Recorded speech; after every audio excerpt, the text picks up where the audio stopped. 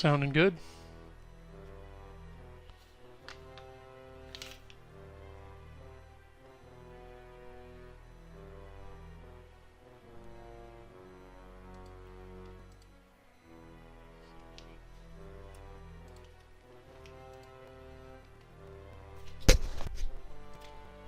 And let me just adjust the audio settings in Discord.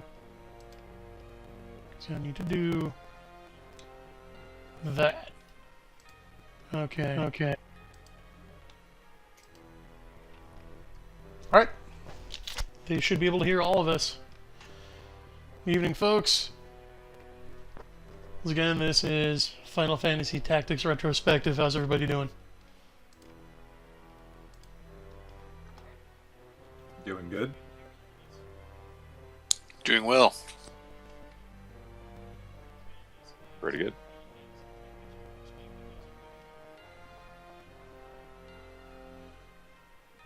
Good evening. Good evening, everyone.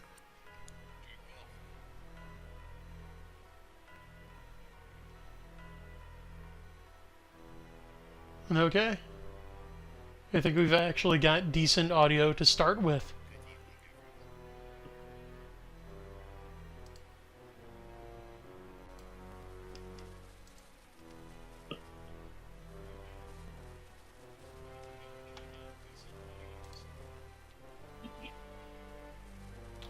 Dungeon Master Blaster says, best Final Fantasy game, one of the best games ever made. Have to concur, it really should have gotten the Roman numeral.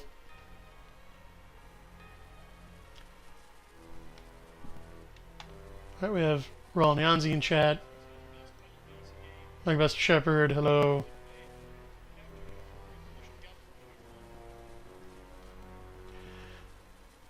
So, since we've got a revolving door of panelists every night, how about all our panelists for tonight introduce themselves? Go ahead and take turns.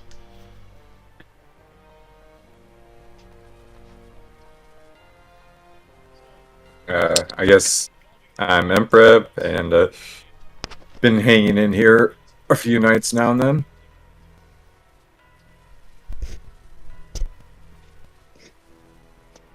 Marcel? Good evening.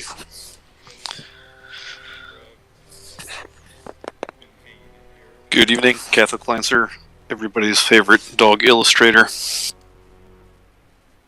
I know you're mine.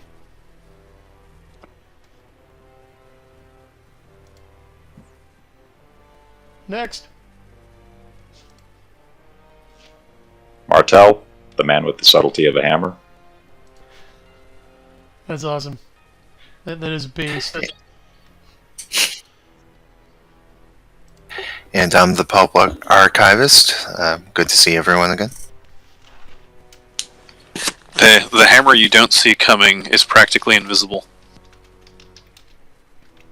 True. On over in chat. It used to be a great board game website.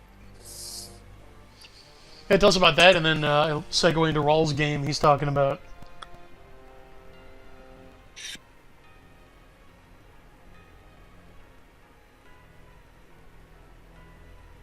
Go ahead, CL.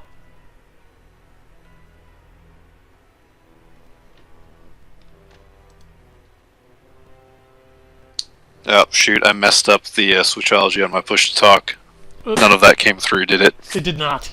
Nope. Oh, there used to be a board game selling website called Thought Hammer, and I loved their tagline. It was just Thought Hammer, showed a big picture of a black and yellow hammer, and said, "Blunt minds swing with great force."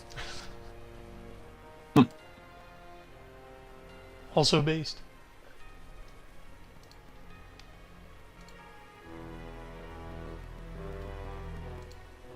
It's a shame Board Game Geek has been so thoroughly skin-suited. Yep, although it looks like Raul Nyanzi in chat is doing something to change that. So he says, I'm not running D&D, but Oh, excellent. the anime role-playing game. And his players are really into it. Good to hear. Okay. Since we've got the panel here, I have a question. When they say one-to-one time, do they actually literally mean that 1 second around the table is 1 second in-game? It's more one. I think more 1 second outside the table is 1 second in game. Yeah, during the game, the timekeeping is per the game convention. So, like, I think it's one round is 6 seconds. But once the session ends, the clock keeps running at a rate of 1 second per second of real time. So if you have a game every weekend, your characters basically get 6 days of in-game downtime to accomplish things in between sessions. That could be helpful for people. Okay, that would make a lot more sense. Yeah, it's good for people with busy schedules. So Bradford Walker and chat, hey Bradford. So, as you can see from the screen, the Lion War is kicked off to a bloody start with a butcher's bill of 20,000 dead on both sides for a grand total of 40k. Which I find highly appropriate. Don't know about you guys. Good start. Solid start to a war. Alright, let's hear where it goes. Depends how long it took to get there. Alright.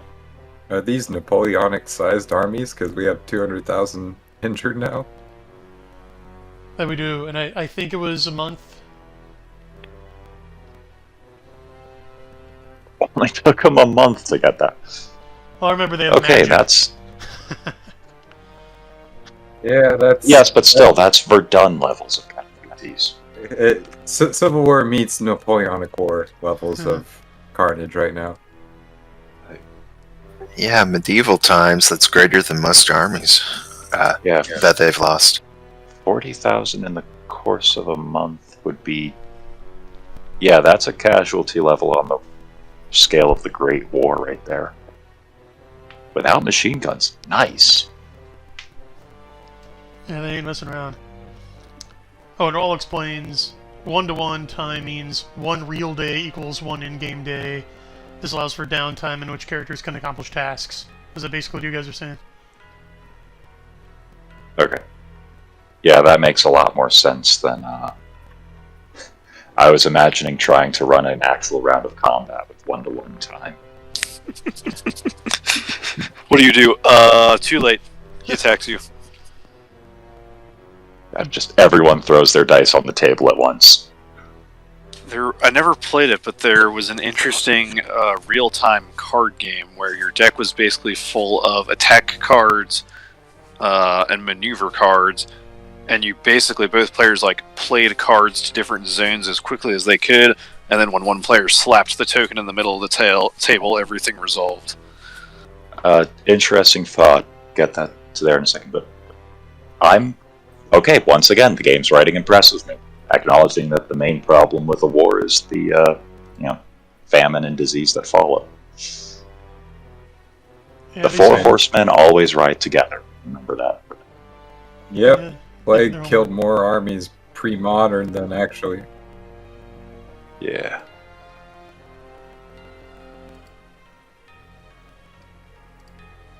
And Bradford points out in chat that downtime is one of the ways characters can demonstrate competencies other than what do you do at the table at the moment. Yeah. And then he points out you have to go into China's past to get massive 6 or 7 figure casualties per battle before modernity. Oh, hey Mega Buster Brutal. Shepherd. Anyway, I just wanted to greet the regulars in chat. Go ahead, Martel. No, I was just saying, true. China... I don't think China really counts it as a battle if there are fewer than 6-figure casualties. Sorry, But Mega Buster. we Thank you both for those mountain sides. schools. Yeah. I think the most catastrophic... The most catastrophic battle I can think of from antiquity was Canning, and... How many people died in that? Relatively few, and get down to it. Yeah, 50,000 killed by on the Roman side, and another 6,000 on the Carthaginian side. Ouch. Oh, good. I'm not crazy. The number 6,000 was somewhere in my brain. Yeah. Yep. For the Carthaginians. And that actually took the Romans 5 or 6 years to recover from. Wasn't that when Hannibal was running around in Yep. England? And that, like, the only reason it really was a doomed war for the Carthaginians is the Romans could resupply soldiers faster than the expeditionary Carthaginians could do anything. Yep. Well, so Cannae was the last real attempt that they made to stop Hannibal, because they had 2 disasters, one after the other. The first at Lake Trasimene, the second at Cannae. And then after that, since both of their consuls got killed at Cannae, the new guys, or the new dictator they appointed rather, decided that everyone would just withdraw behind the walls of the Italian cities and let Hannibal do whatever he wanted to the countryside. So Hannibal just spent a few years marching up and down the Italian peninsula, but since he was unable to take the cities with what he had, and the Carthaginians either couldn't or didn't want to send reinforcements, he was unable to bring the war to a close. Well, the idea was that they were going to get reinforcements from rebel Italian cities, and that never really happened. Yeah. Didn't the Romans also start a campaign in Carthage-held territories at the late end of Hannibal's run around the Italian peninsula, and that forced him to finally just get out? Scipio Africanus, yeah. Wasn't Scipio the third Punic War, though, and Hannibal was the second? I think Scipio, if I remember correctly, and somebody probably will correct me on this, Scipio ended the second, and then there was a third one after that. Okay. Oh my goodness. Oh, right, because Jugurtha, yeah, that was the succession war, funnily enough, with the Numidian king, and the Romans supported side one, which pressured Carthage. In the game, we're having also the refugee problem show up too. Yeah. Yep. It's nice when writers actually think through the implications of a war.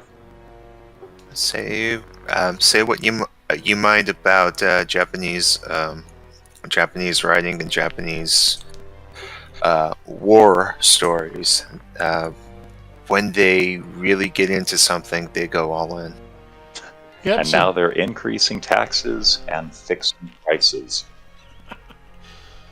full Oh, mix this of- gets better and better. Yeah. Oh, price controls. Price controls too. Oh, that's great. Yeah. I mean, like I said, the writing is... I could see this being the response that a government would do. Whether or not it's good is a different matter entirely, but... Sheesh. Yeah. Notice that Orlando. There's one that. Yeah, go ahead, Emperor. Yep.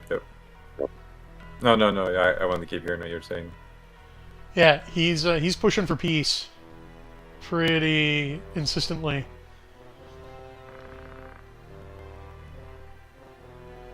Ooh, shot down.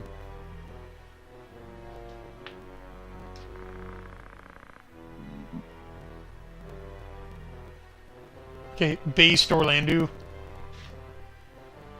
Love this guy. Yeah. I'm just thinking Orlando, Sid. It's almost like they pay more attention to our legends and history than we do. Hmm. In recent times, maybe.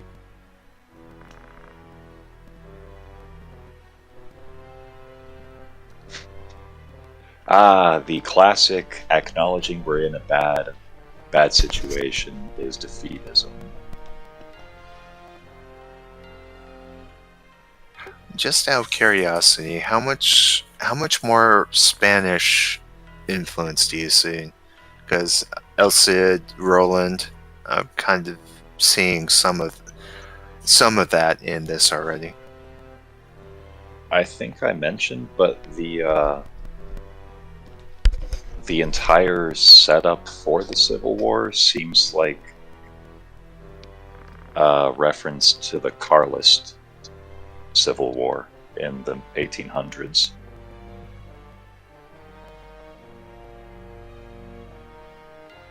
Where you have a teenage girl who was the older candidate, but then you have a legitimate faction which holds that the infant prince should succeed. Interesting. And I could be wrong, but I believe the Ordalia he's talking about might be kind of the buffer zone between this more European setting in Evil East and the more Mid-Eastern / Asia Minor setting of FF12, because that is over to the east. So what Sid could be worried about there is the Evil East equivalent of a Moorish invasion. That'd be a big thing to worry about. That would make sense for a Spanish influence. Either that or Ordalia is England. I'll have to. No, I'm gonna look that up. Well, there's Either way. also, I think I remember what was Vlad and Paler. I can't remember what video I saw about it, but the whole involvement of the Ottoman Empire boogeyman being in the Eastern Central Europe. Okay, yep, southern Ordalia part was like. Sorry, but really quick. Yes, Ordalia is a kingdom in the to the east of Evil East. So, yep, that's what he's worried about. That's where, like, the Crystal Dragon Muslims are. Yep. The Moors and the Ottomans are not fun to deal with. Yeah, and I like that the guy's main concern is if the Civil War drags on, we're going to wind up so weak that the Moors will just walk in. Mm-hmm. Almost completely reasonable. Almost a Reconquista theme with this one. And there's the reveal. Or at least with the setup. Yeah. And there's the reveal of his nickname. Ooh. EG. Thunder God. Ah.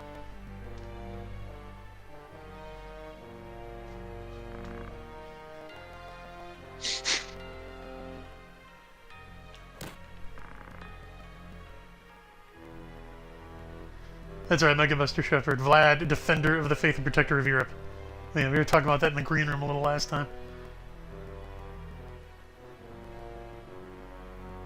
Mega Katana in chat. Most of the government screwing people isn't going to end well. No, it will all end in tears. Again. Because remember, Evil East is coming off a previous serious defeat in a war with, like, the rough equivalent of England, like, right before this.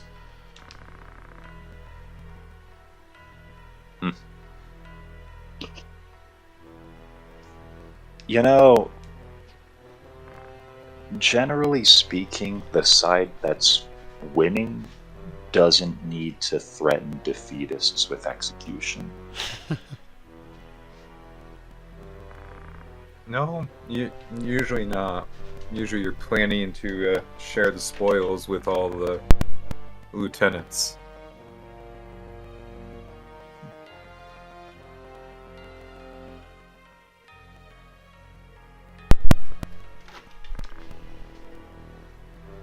Now he's threatening him some more. Yeah, there's a reason this guy ends up in our party.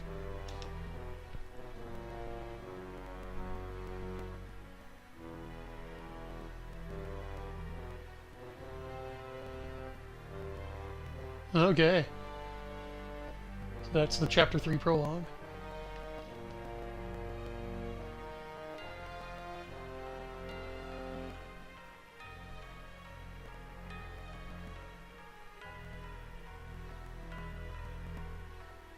Yeah, interesting that Delita wasn't involved in that scene. I wonder what he's up to.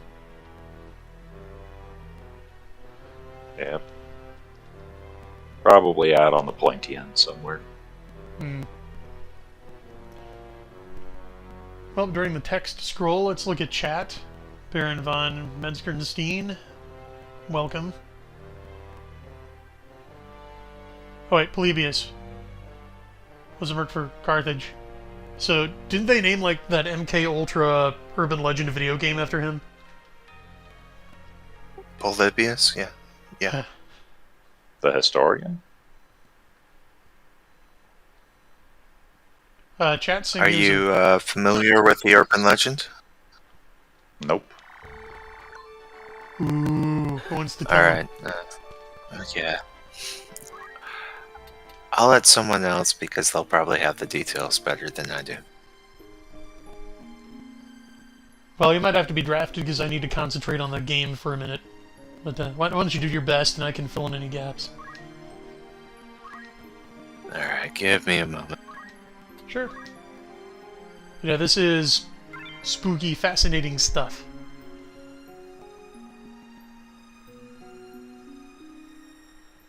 And yes, chat, Final Fantasy XII does have a more lighthearted tone than either other game set in Ivalice, either this or Vineyard Story or even Tactics Advance.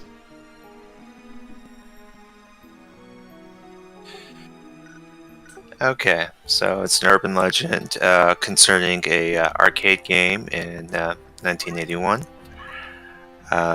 Supposedly it was... I'm just reading this off of Wikipedia so I can get the details. Supposedly it was part of a government-run psychology experiment in Portland.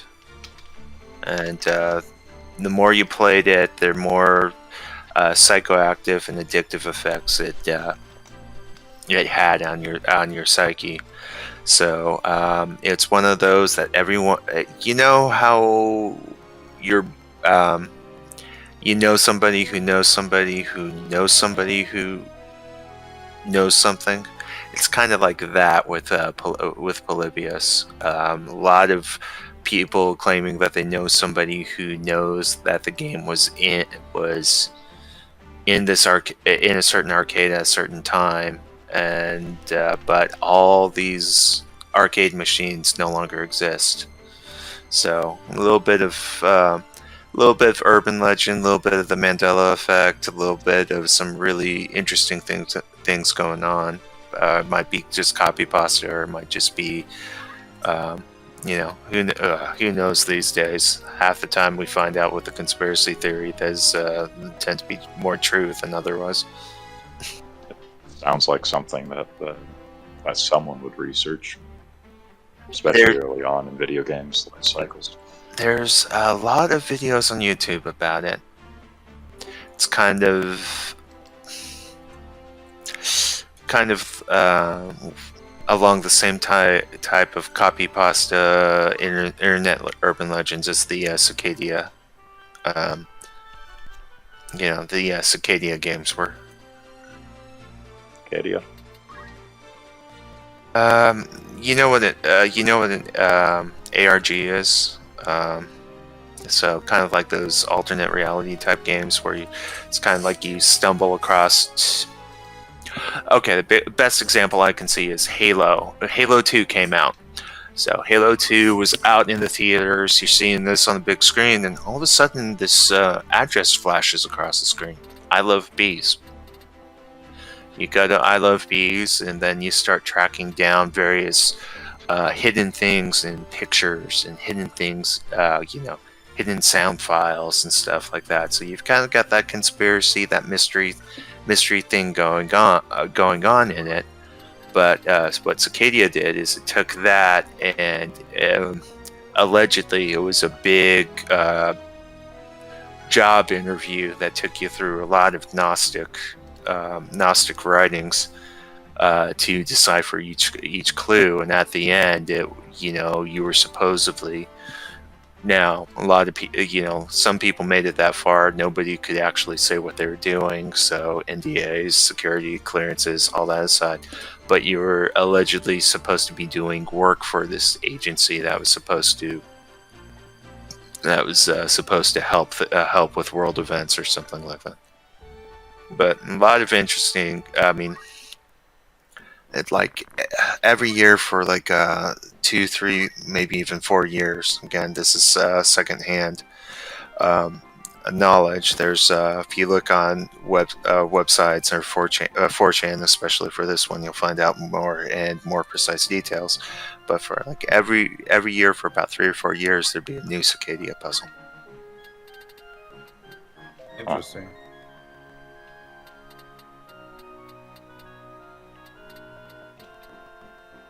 Yeah, thanks. Oh, now we got some nifty new accessories here. Ooh, always reflect.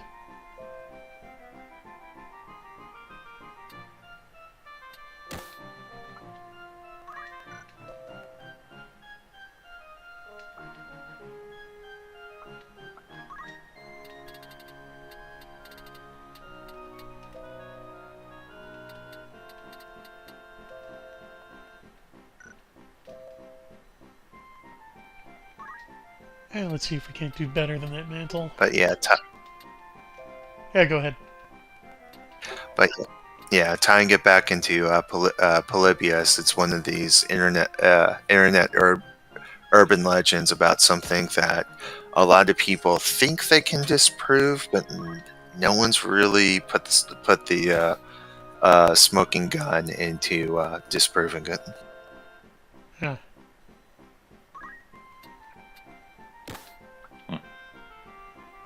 And can't you find pictures online that purport to be the original cabinet? Yeah, a lot of mock-ups of it. So there's even a common font that they almost have a logo that's been established for this. That same font through all these mock-ups and everything. Fascinating.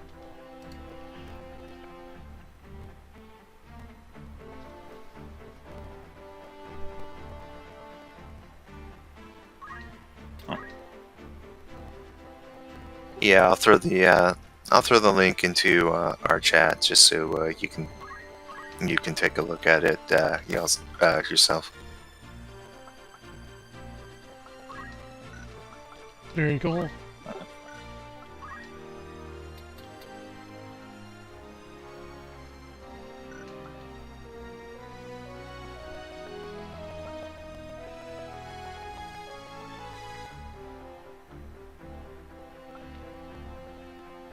I will say it's funny that just looking at it and thinking of it and seeing all the craziness that happens in Portland, but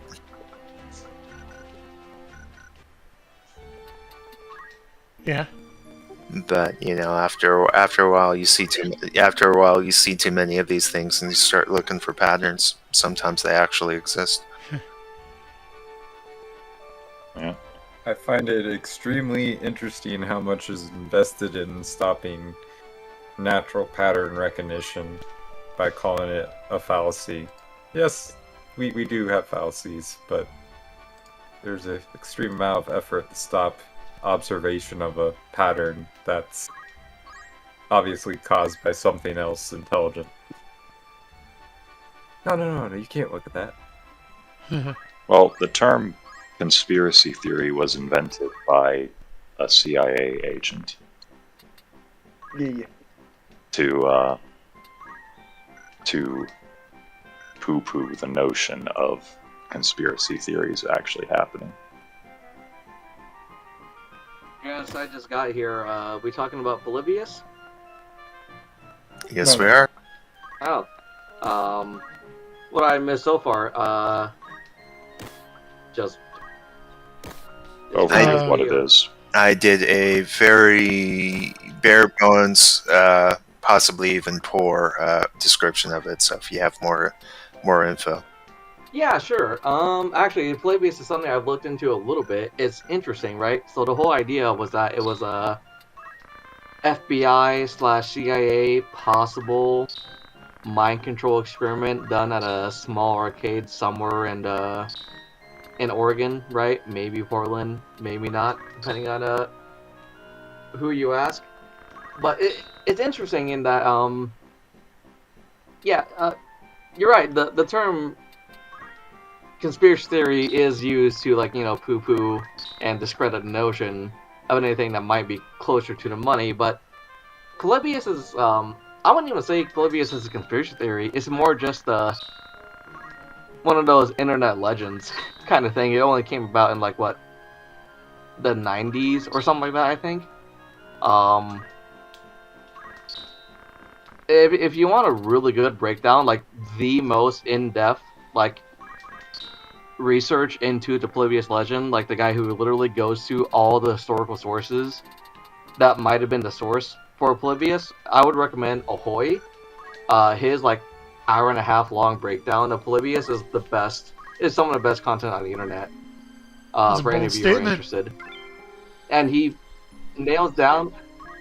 Yeah, well, it's true though, but he goes through the sources of where the myth possibly started and the sources behind it. Like, Polybius itself probably wasn't real, as far as anyone can tell, but the idea behind it of, government using citizens to inadvertently try to do mind control experiments, there was some truth behind that. It was just in other forms that we know publicly, like LSD and we know, of course, about the Tuskegee experiments and all sorts of things. So it's an internet legend that draws upon these known facts into like some sort of syncretic myth almost. Well, the thing about it that makes it convincing when you start looking into it is there are video games that haven't been preserved or only been preserved in one place, and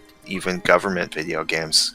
Like an example would be I don't know I don't have the title, but East Germany, their government actually did a couple of video games that didn't survive. That didn't survive except for one copy in the museum that resurfaced.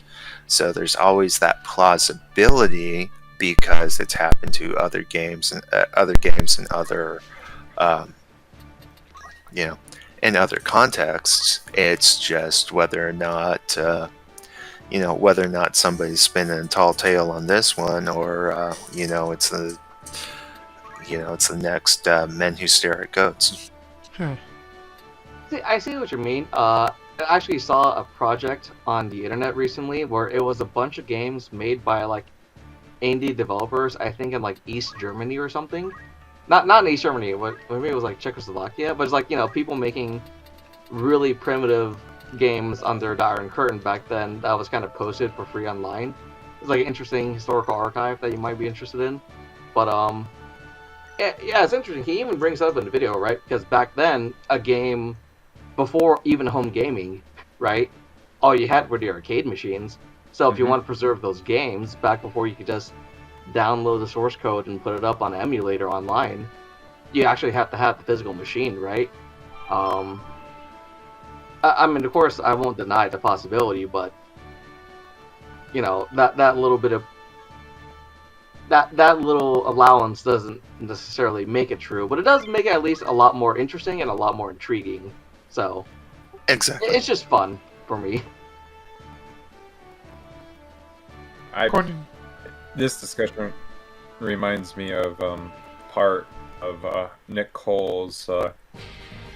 He has one character, I can't remember, Prometheus. Prometheus, you meet him in Galaxy's Edge books the first time in Savage Wars and Gods, part of Gods and Legionnaires. But Prometheus, most of your experiences with him is in an arcade from the 80s, and the next time we meet him in the current books right now, there's a machine like this one we're talking about that just keeps disappearing. Now, Nick's doing something else with that because it's a savage and other spoilery things, but it's kind of interesting that I think he does know maybe about this legend and has an arcade machine that's there, but then not there. Well, the thing that it's doing with Prometheus is it's a mind. It's a mind trapped in basically trapped in an arcade. In the arcade game, instead of just playing as Master Chief, you're playing as a you're piloting a robot Master Chief. Fighting Legionnaires, but the mind doesn't know about it. The mind's trapped in this total, complete illusion. Yep. The arcade. Gents, audience, I'll be back a little bit later. All right. Okay, take care. And yeah, Bradford, minute who Fascinating shared discussion goats is so awesome. far. Really been enjoying it.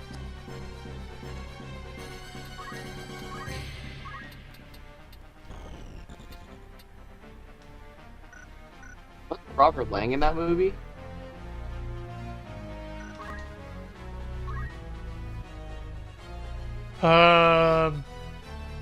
George Clooney, Ewan McGregor, Kevin Spacey.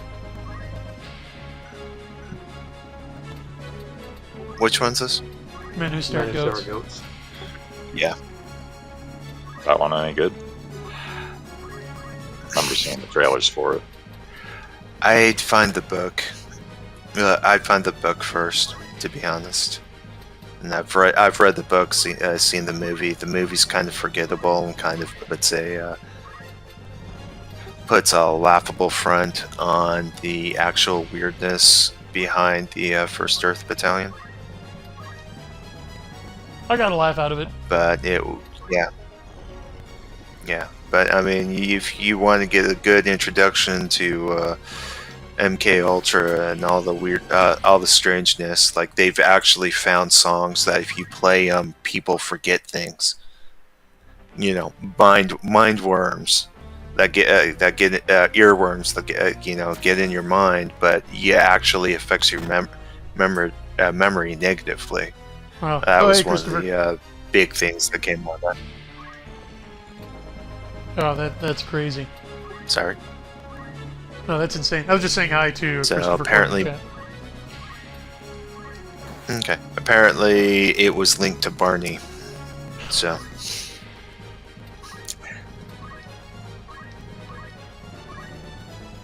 Imagine losing your sanity to a purple dinosaur.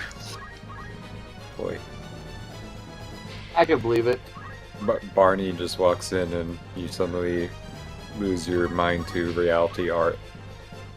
Altering whatever. Yeah, it That was. sounds like a old creepypasta from like 5 or 6 years ago. Well, the books. Well, at least the movies. What, 15 years? About 15 years now. Wow. Must Yeah, be. something of that sort. But art imitates art, or art imitates life, imitates art, huh? Boy. Apparently. Let's see. Rawl says in the chat, in case you missed it, see my pro tip for Game Masters up thread on Twitter. So yeah, check out Rawl's Twitter thread where he gives pro tips for GMs running their campaigns. Always good stuff from Rawl. Yeah, I did see that earlier today.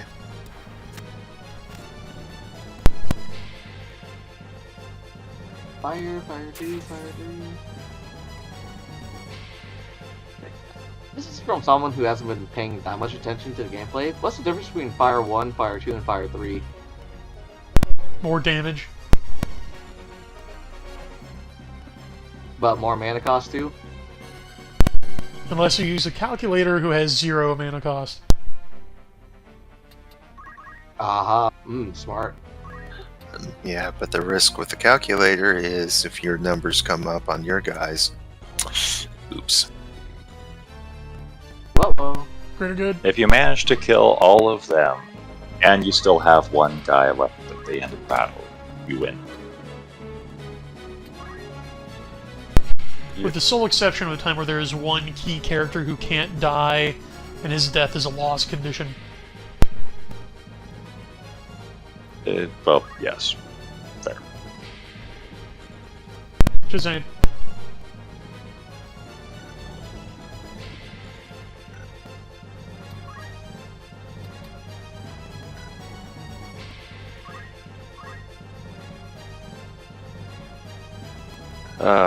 Looking at a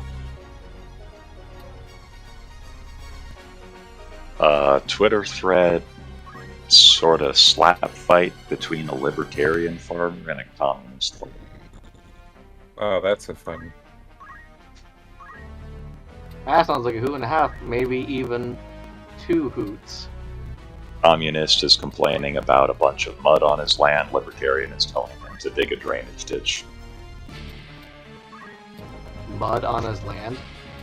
Yeah. But, you know, His land? yeah. The communist owns land? Ah. Yes. Huh. Yeah, that's peculiar. Well, if they were smart, they wouldn't be communists. You could just dig a drainage ditch or, hire someone to dig it for you. Like someone who provides that service and you pay him with something that represents the means by which value is exchanged. I don't know what that would be though.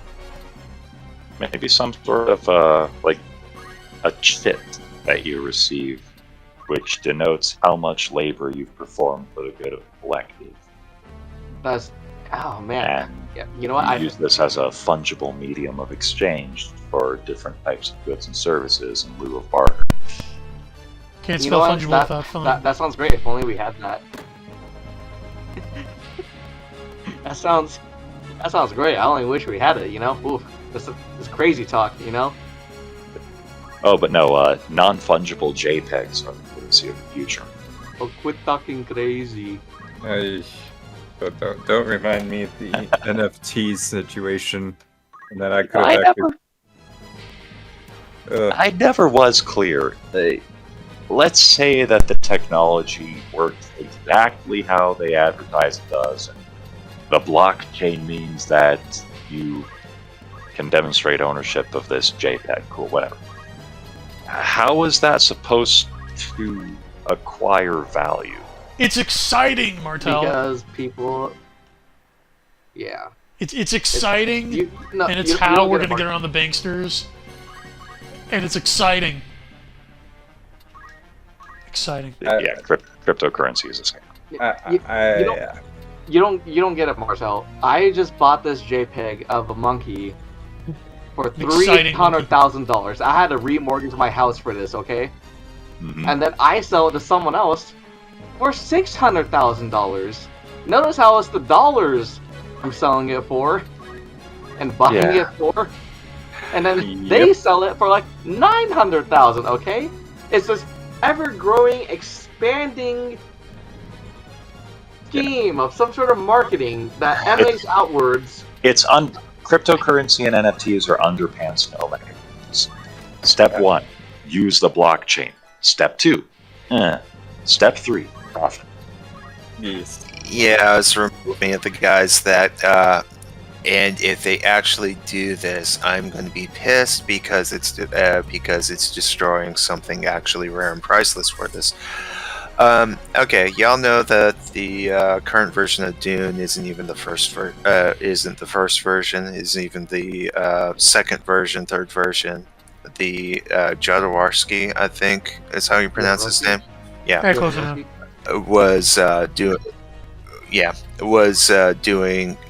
was looking into doing a Dune that looked more like Zelazny's Lord of Light than it did anything that we recognize as Dune, and you see an awful lot of that in Call and.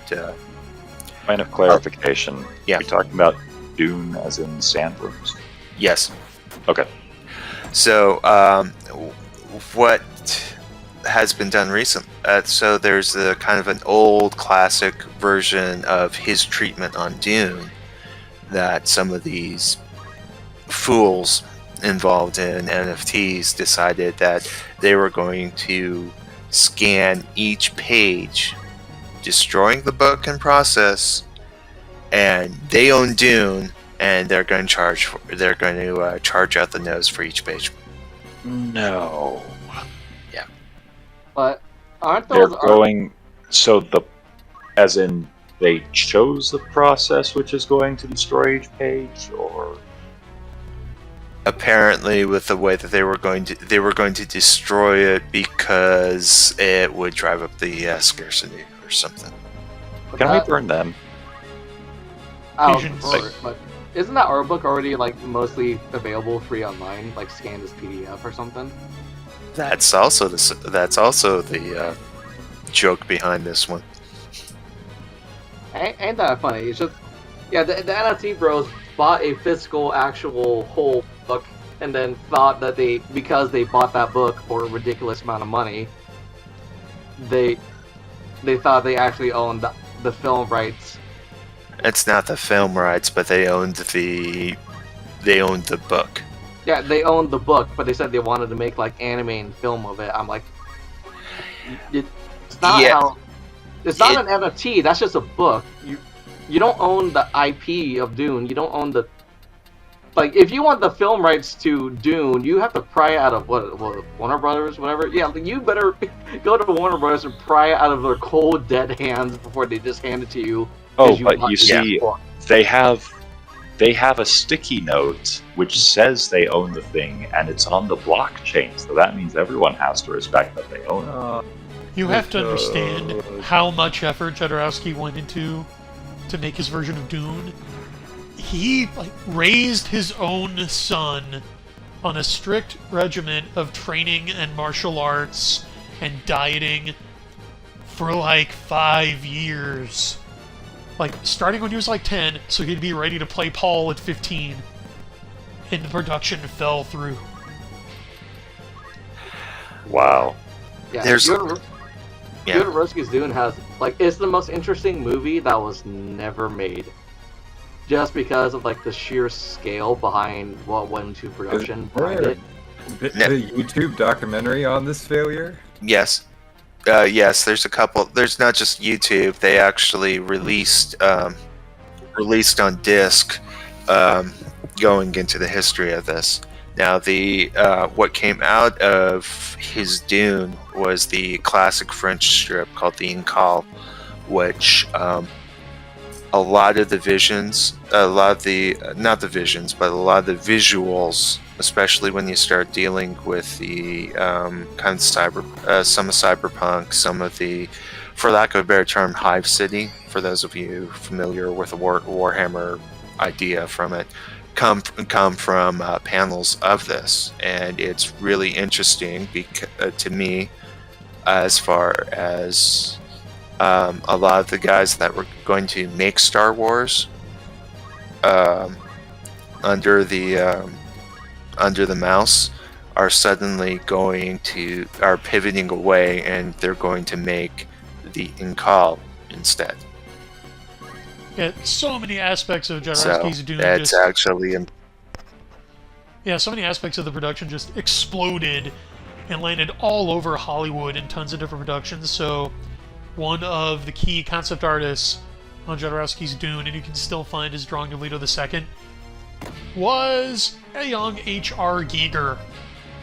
And when Jodorowsky's Dune fell through, it was oh man, what am I going to do with all these designs? And Dan O'Bannon brought him on for Alien. Man, it's one of the most influential films never made. Yeah. I only just now learned about this film, and I'm already mourning its loss. That is the correct response. What could have been? But out of the ashes, we got, like Brian just said, we got a lot of interesting things.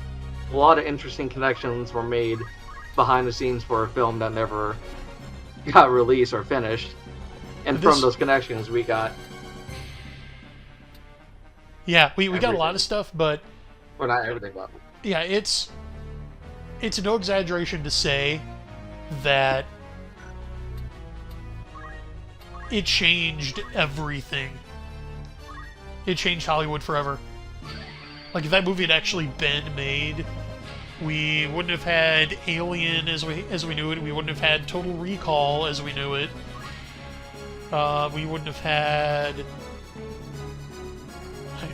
Gosh, a lot of the Star Wars prequels and even the originals would have changed. It's just...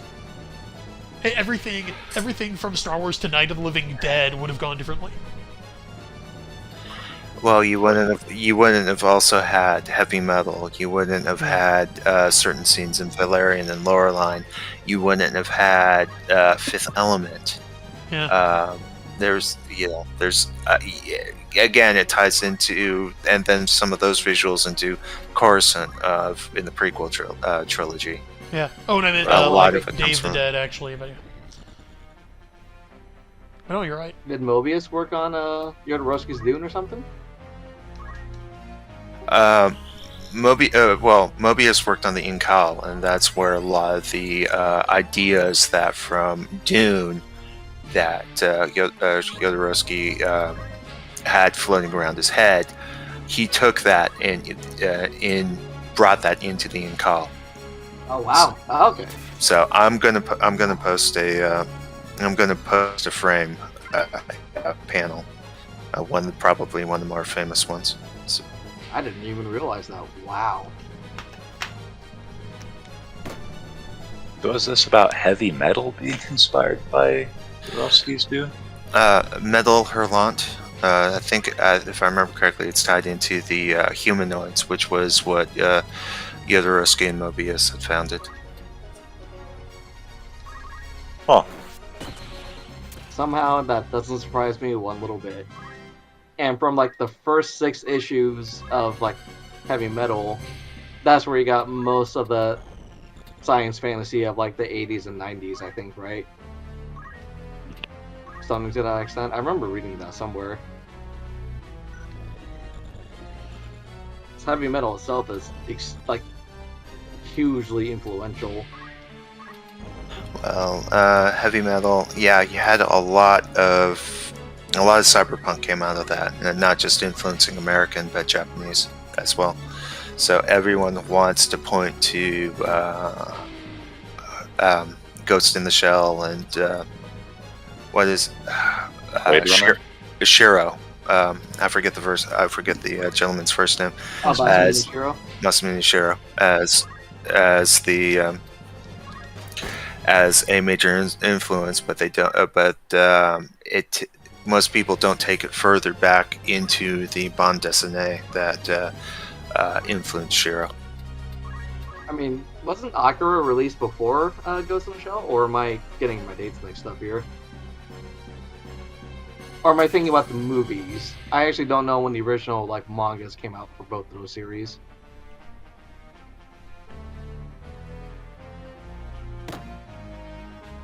So I think the manga for Akira came out like the year after the movie Heavy Metal or something like that. And it was partially inspired by Heavy Metal, I think.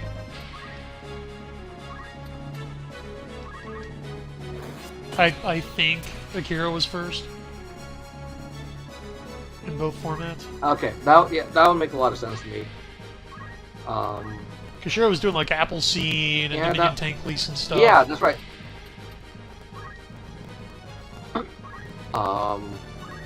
I mean, even before any bande dessinée or whatnot, wasn't there I mean, if you want to go back to the roots of Cyberpunk, wouldn't you say Philip K. Dick was Maybe further written, but the visual side, the visual style came straight from a fusion of bande dessinée and manga. What artist would you attribute as like the genesis of like the cyberpunk visual? I'm curious.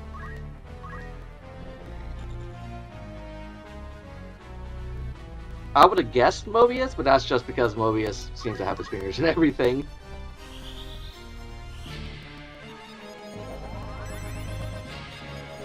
I think Mobius did the art for, or like a concept art for Tron, didn't he? Really? Like the original Disney Tron? Yeah, I think I remember reading something about that. The original Disney Tron with Jeff Bridges had concept art with Mobius.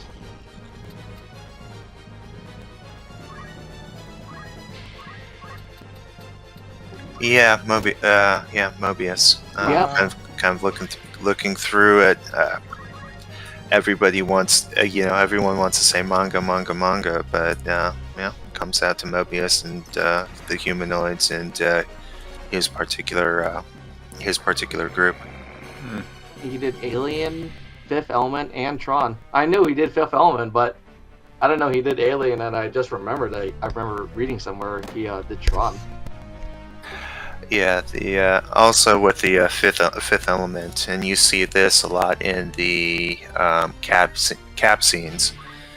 You see a lot of Valerian and Laureline influence, and the artist, I think, who recently just passed away, for Valerian and Laureline, was hired for that, and 20 years later. They made a the Luc Besson, who did Fifth Element, made a Valerian movie. Wasn't Fifth Element supposed to be like a Valerian movie, but he never thought he was going to make a Valerian movie, that's why he made Fifth Element. But then that turned out to be a better Valerian movie than the actual Valerian movie he ended up making years later. There's a lot of influence to it. There's a lot of influence to it. I like the Valerian movie, but it's not Valerian and Laureline. Sorry.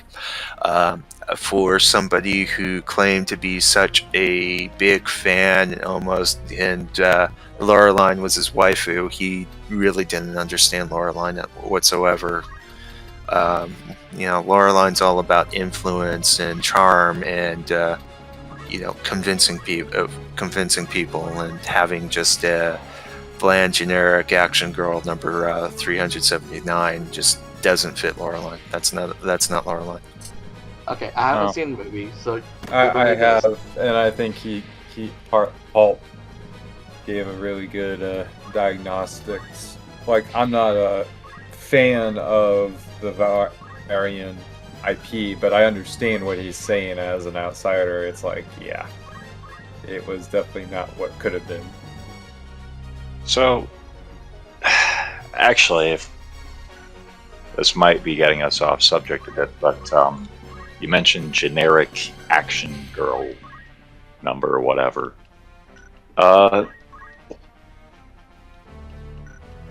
Do you think that trope might have become so prevalent because it's an easy way for lazy ones to put a character in without actually having to make a genuine character, and they know that if anyone points out that it's bland and generic, they can just say that they are just intimidated by strong women? No, because if you look at some a lot of these 90-pound pixie foo kung fu artists can do no wrong type of stuff. They tend to be author pets. Interesting counterexample of that is the original Tomb Raider game. So the creator was originally told by EOS, okay, well, we'll greenlight your little Raiders of the Lost Ark pastiche, but you gotta have the three characters from the Hollywood formula. You gotta have the protagonist, the antagonist, and the relationship character. So the creator said, okay.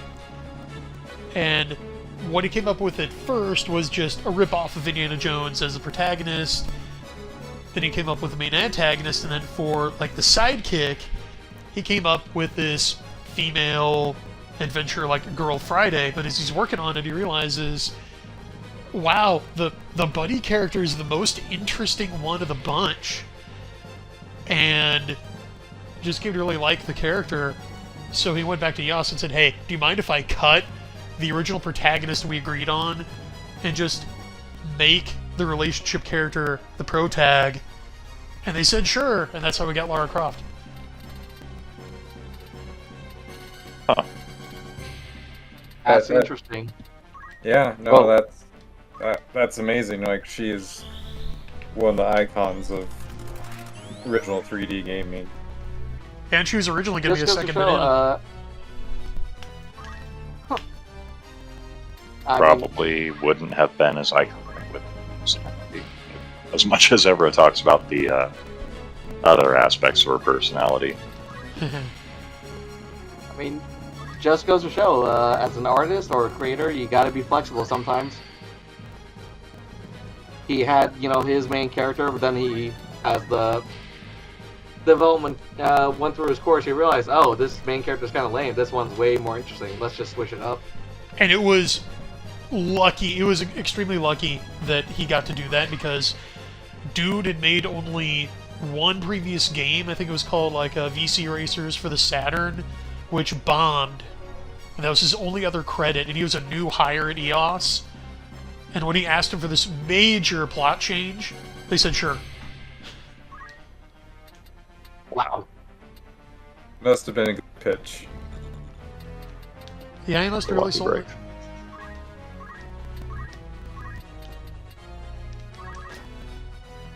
I just heard all this from a buddy over dinner tonight.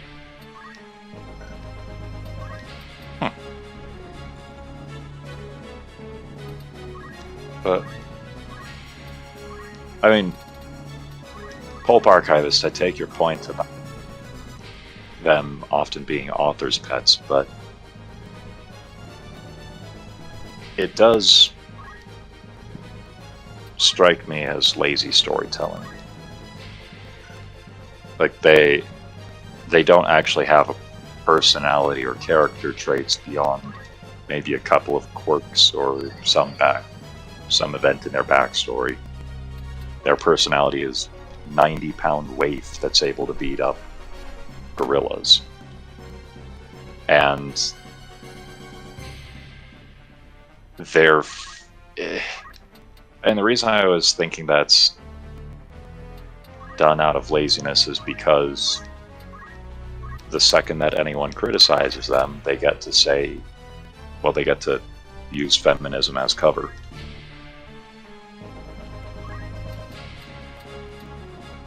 Yeah, but I mean, strangely, it affects both sexes. I mean, it's just laziness for one. I can understand guys not getting the feminine right, but especially with a lot of the 2010 science fiction, the female writers fell into the exact same trap from the other side. So.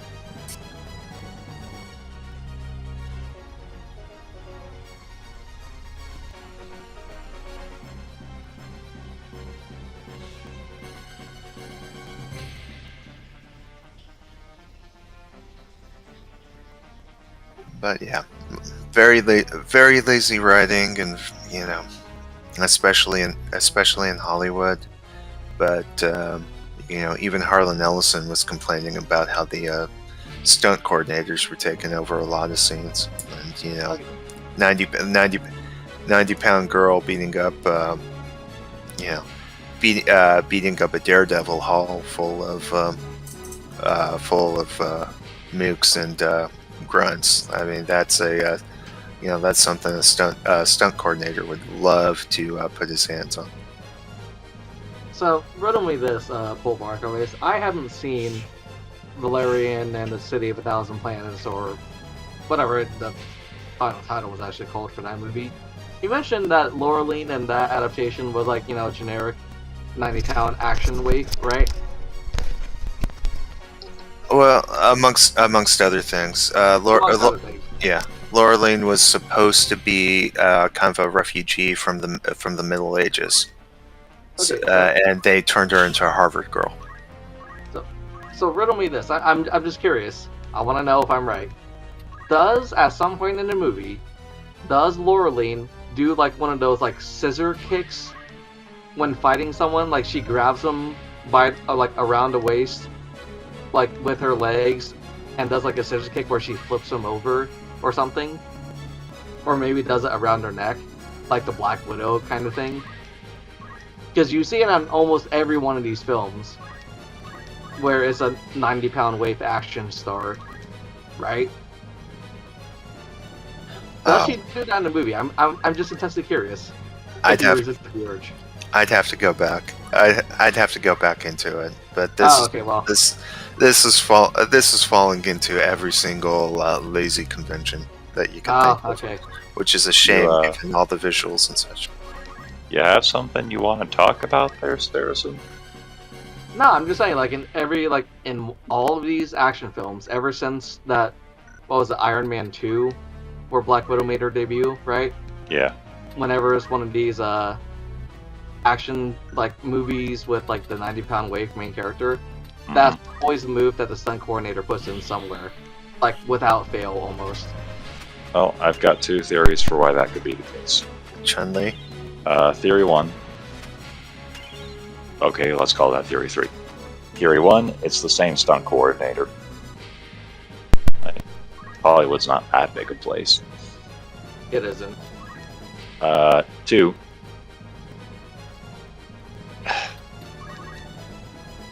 Wrestling moves are probably the only way to get the audience to suspend their disbelief. Like, generally speaking,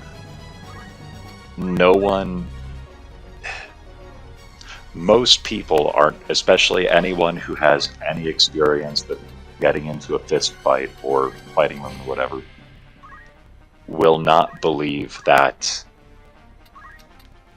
a 100-pound girl could knock over a 200-pound guy by punching him in the chest or whatever. But since there's the popular conception of judo or whatever as using the other person's weight against them, audiences can kind of suspend their disbelief and go, okay, yeah, maybe if this person was training a lot, they could do that. Yeah, they're trying to dodge the ever-eternal physics equation, force equals mass times acceleration. And bigger mass means you have bigger leverage, so you can cause greater acceleration. You're never going to fix that. Yeah. Take it from someone with personal experience. Past a certain point, skill doesn't matter. Right? And that point is about 80 to 90 pounds worth of muscle. Probably less. And the other thing that kind of comes to mind is a lot of the fighting games from the 90s and the aughts. You know, if you were going to throw a female into it, she's always a kicker. Yeah, that's true. Chun-Li. Better example. Yeah, I guess that makes sense. So yeah, I probably bet at least $5 that she does it at some point in the movie. I won't make you rewatch it. I'm not gonna ask anyone to do that. But yeah, just thought that was an interesting phenomenon. I was curious if anyone else had ever noticed it. And now that you mentioned Then it, again, that would require watching more of these movies. Yeah. Looking back, yeah, I can.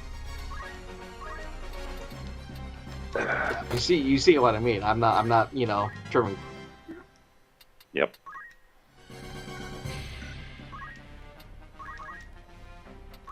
No.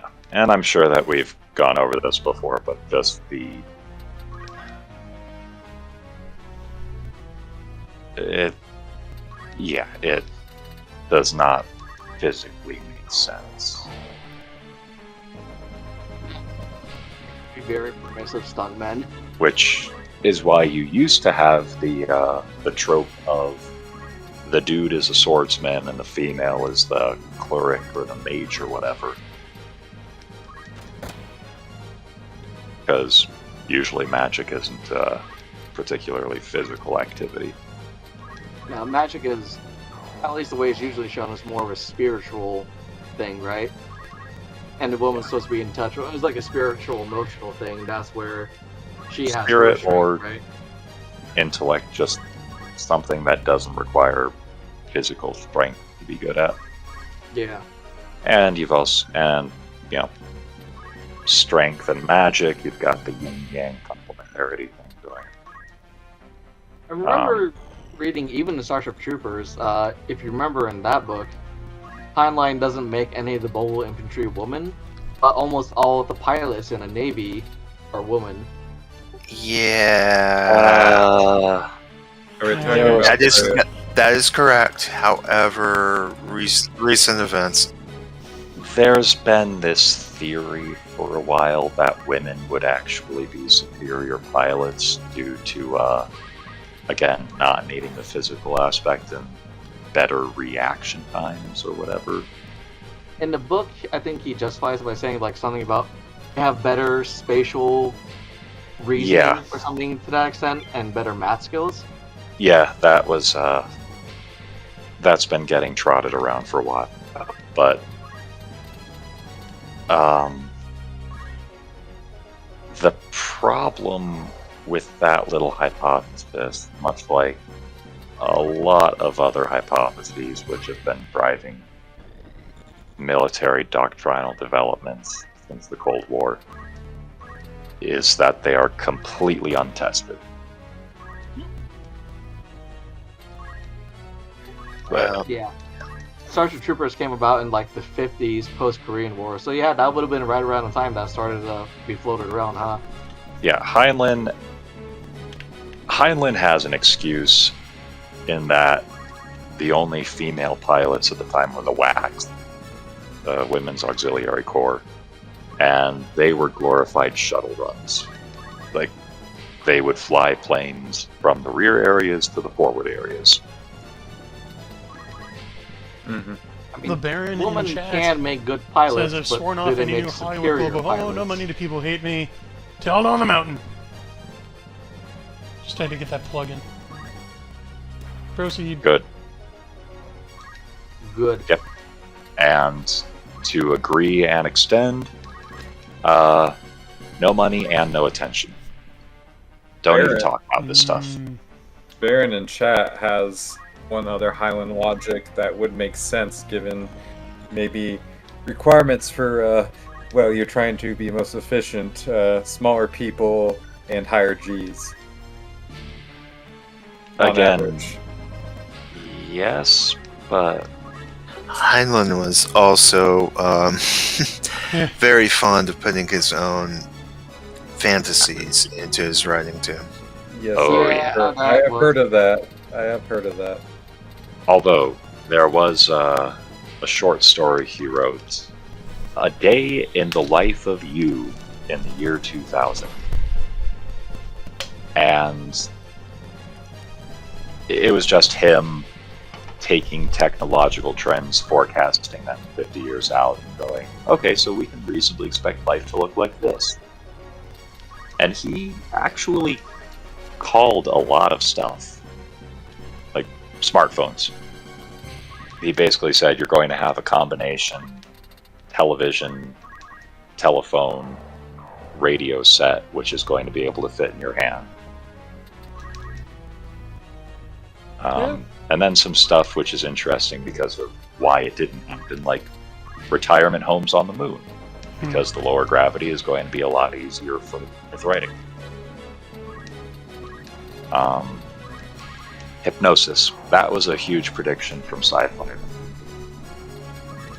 And I'm more inclined to think that it was because it was too well and not because it wasn't working. That Well, was yep. a plot point in Starship Troopers. The whole idea of hypnotic suggestion used to train soldiers or instill commands on soldiers. Yeah, it turns out what You also happened have was to that all the deal with the MK fact Ultra that techniques Campbell. escaped the CIA and got into the ad agencies, and so now we're basically all being MK'd Ultra'd through our Heinlein smartphones all the time.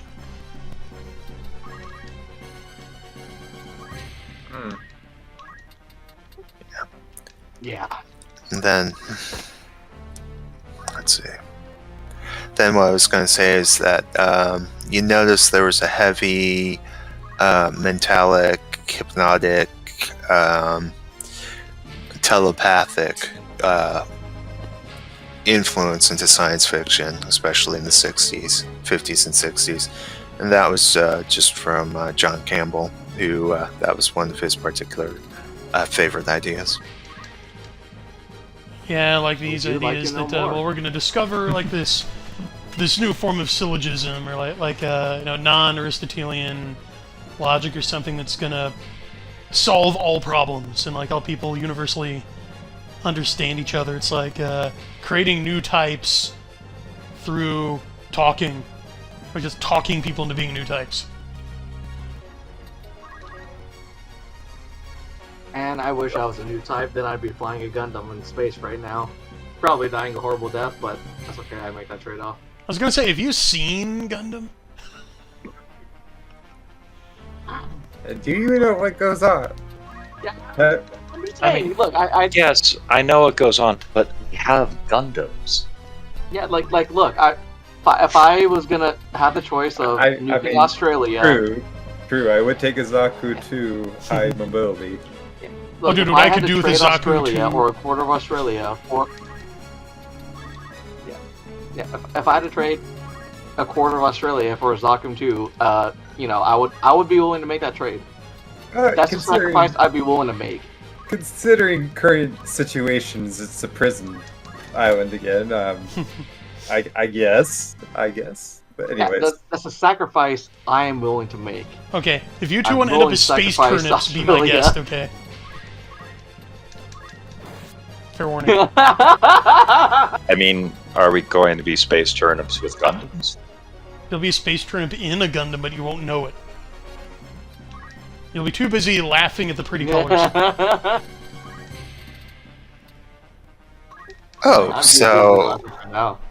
so orcs and gargants. Okay.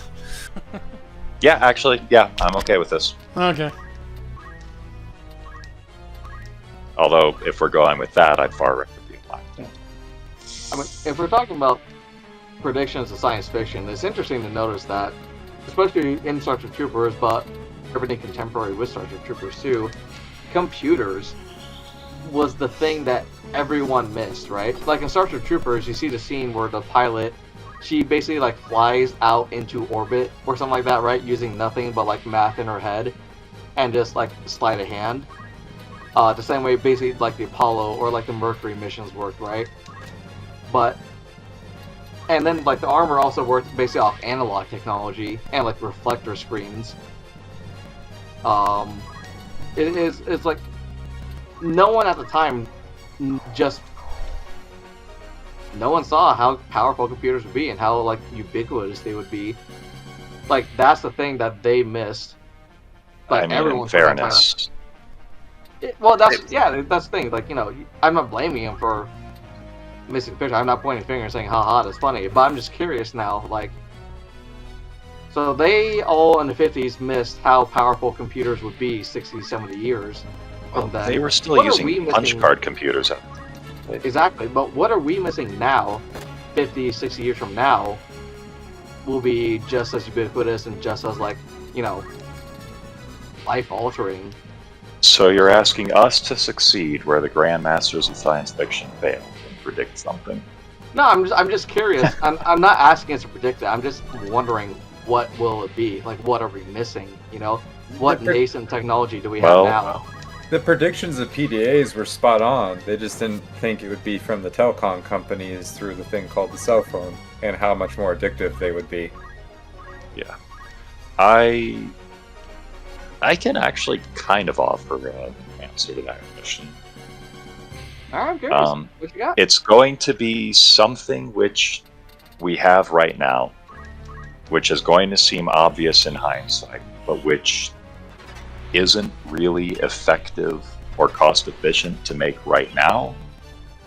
But there's going to be some discovery of some production technique or heretofore undiscovered process to make it. And it's going to become economical to produce, and it's going to revolutionize the world. My money's on graphene. You can make it with scotch tape and a graphene. pencil right now. And But Yeah. again, it's just not economical. Hmm. Until you can make tons of Scotch tape for nothing. True. Yeah, like the properties for graphene are already there. It's a very useful substance. It's just we don't have an economical way to mass produce it. I think two things, Martel, are required for something along those lines. Somehow, and they might have to work together, and it would probably be left field, but microthorium reactors, so you have surplus of energy that is easily scalable to a small town I work in right now. I don't live in, but I work in. Could have one of these microthorium reactors, and they don't have to worry about power outage. This whole thing, that one trained technician, and you don't have to worry about all the other problems, and it has salt reserve systems that shuts off if anything goes down. Okay, so it's the molten salt reactor. Yeah, the molten thorium. But you're going to need that, and then also advanced, and I already see one industry in this town moving this way, advanced micro manufacturing that eventually probably has some of the printing technology mixed with old conventional technologies, and it's kind of not going to be full robots, but it also won't need full long assembly lines. You only need like people to get used to. Because humans can fill in gaps in manufacturing. You can't. It's perfect. Tesla learned the hard way. You can't automate. And they've had the backwards work because they can't automate as much as they thought. But if you have a breakthrough on, and robotics has gone really good on getting the repetitive tasks where it used to be a belt line and machinery, but now you can just have free, relatively cheap robots that seem that they make blades. So they're able to put these robots in that just do all the stuff that would take dozens of workers, and now they only need 3 and can pay them much more. And you have this cheap energy also running around. You kind of have the starting of what you're talking about. But there will be a breaking point where you can kind of have a pop-up factory and just anyone can suddenly produce a car, produce what we would consider complex goods, but really the only thing they need to import is chips. Everything else they can do in-house. Yeah. And yeah, to agree and expand on that, I would be willing to bet that 3D printing will become a central part of the economy within 2 to 3 decades, with the standard caveat of if there's a general collapse or another world war, any predictions of technology and progress go out the window. Well, look, all our lives, we've had this promissory idealism, right, of, self-driving cars, hover packs, strong AI, cold fusion, like cheap and readily available graphene or hydrogen metal, pick your poison. They're just 20 years off, guys. And then 20 years go by and like, it's just 20 more years off, guys. Anybody ever get the feeling these guys don't know what they're doing and they're actually not close to a breakthrough on most of these things? They're spinning their wheels? That was one of the things I was going to go into, the idea of a plateau, of what they call plateau technologies, or things that are just developed as far as we can take them. Yeah, like the internal combustion engine. You know, or like the shovel, basically. Mm. You know, that's pretty much been finalized. Plows been finalized. You know, it's not guns. Not honestly. Everything goes higher, faster, farther, etc., etc. It's yeah, about guns, Brian. You're right. There's he's not the best of guys, but he's a former first sergeant, Army Ranger in the 2nd Battalion. But he goes by Pop. I can't remember on YouTube. He's a red pill poster, but he has a lot of good military insights, and he pretty much said, yeah, when it comes to firearms, the whole debate about using 6.8 mil or keeping the conventional, it's really all a joke. We already are at the edge of what we can do with combustion, full auto weaponry. I mean, yes, but the 6.8 mil is more a question of ballistics rather than technology. Yeah, but But he pretty much says logistics is why he probably won't ever go through, because to convert everything over is just why. Why would you do that? Because with technology shift in modern body armor and with engagement ranges being at what they've been in Afghanistan, for example, 5.56 just doesn't really cut it anymore. Right. But yeah, and he's I think going back and forth, and that's I would say that's getting lost in the weeds. But I think his main thing, though, he said, besides systems like that of ballistics, the whole how bullets and modern firearms work. The only thing that really could be upgraded is to solve what is called the forbidden popsicle problem for machine guns, needing barrel changes. If you can somehow make some super cool material that can allow your rifle to just go in video game full auto, you'd have a major advantage.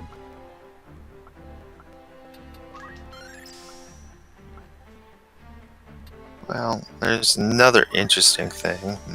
Granted, I spent way too much time out on Weird Prophecy Twitter, but a lot of these things like fusion and self-driving cars and a lot of man-machine interfaces have been linked.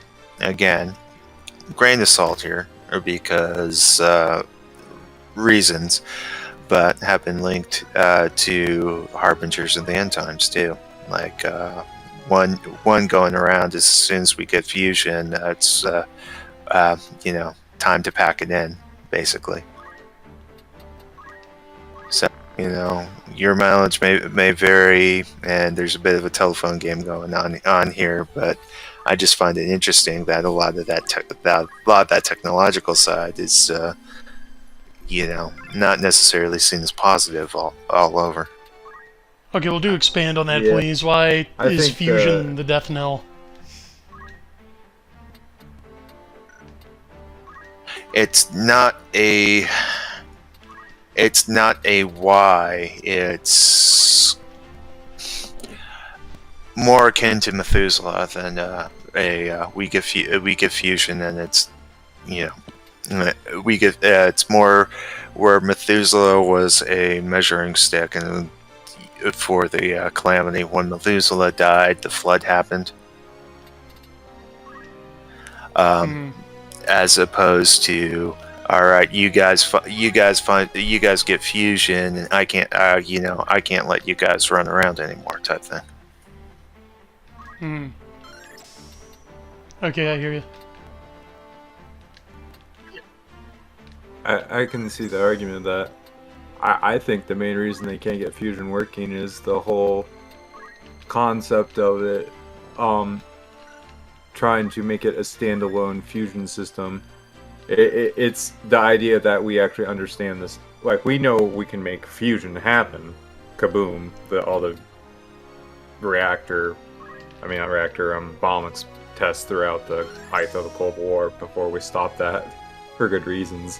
But that it is actually the star in our current solar system actually running its own self-contained fusion reactant, or is it actually running an electro-fusion system that is connected to the greater galaxy system? Yes, I'm going in EU, Electric Universe territory, but if it's doing the latter, then you need an outside input. Explains why all our tests have been net negative when we do get fusion going, because we need more energy to get the fusion contained and running, and we're trying to tap in with only limited, basically, fossil fuel or dinosaur power, when we need to somehow tap into basically a huge electrical system to get our fusion system running, if that even works.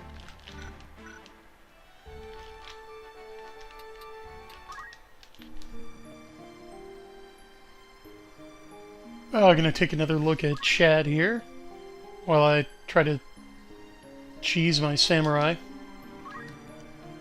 So I'm pretty sure I can master it. Okay. What's been going on with chat?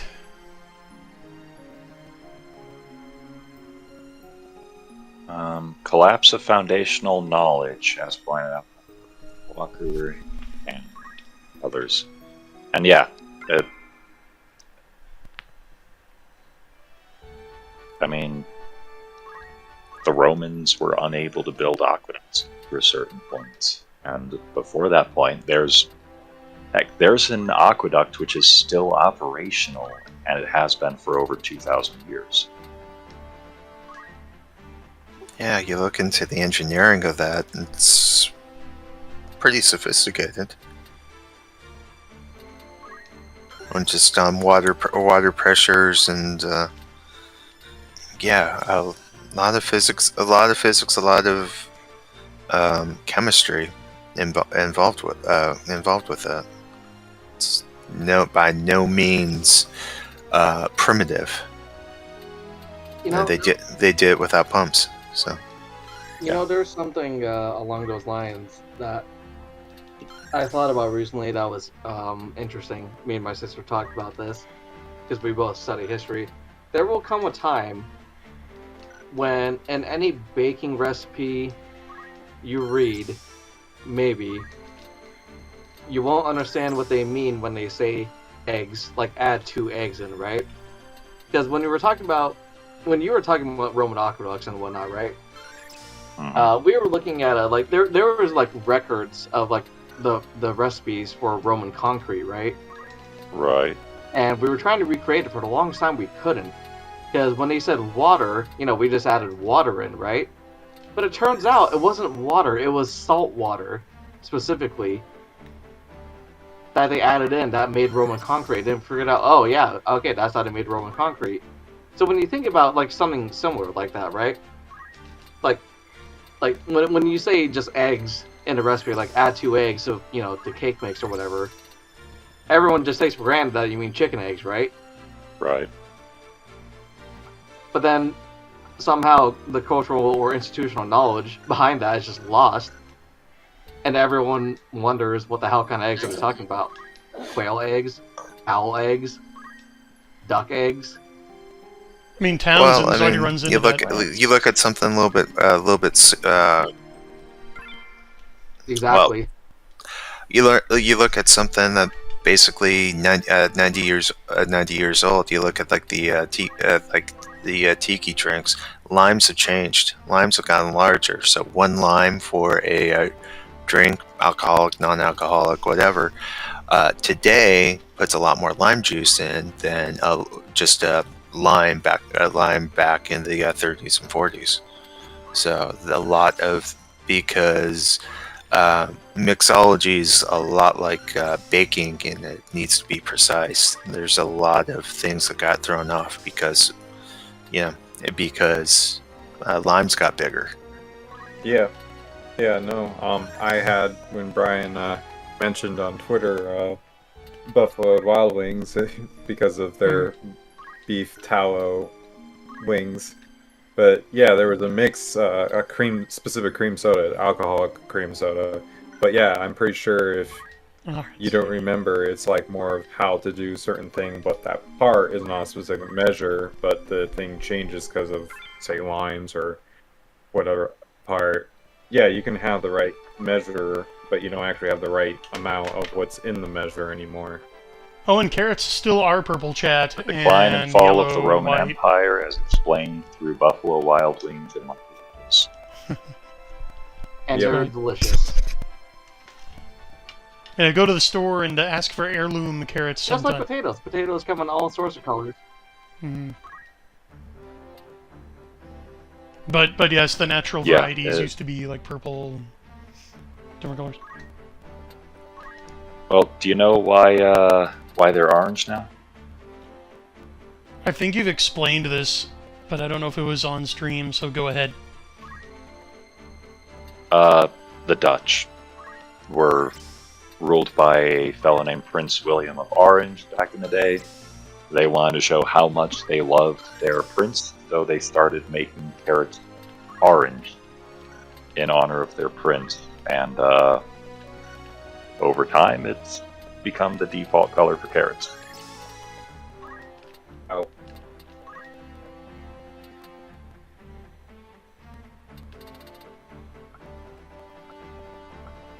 Yeah. Now I wonder why we stuck with brown russet potatoes instead of blue potatoes.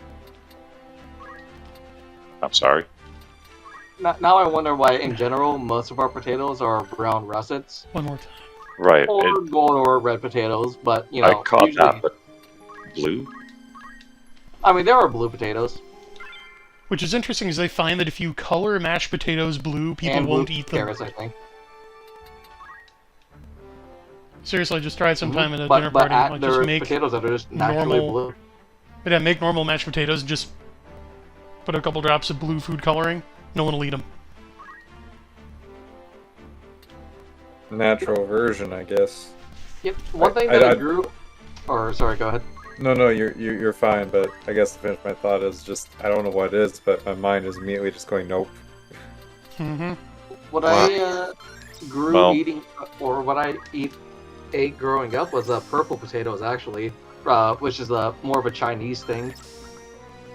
Uh. But it's only purple on the inside. Outside, it looks like a brown russet.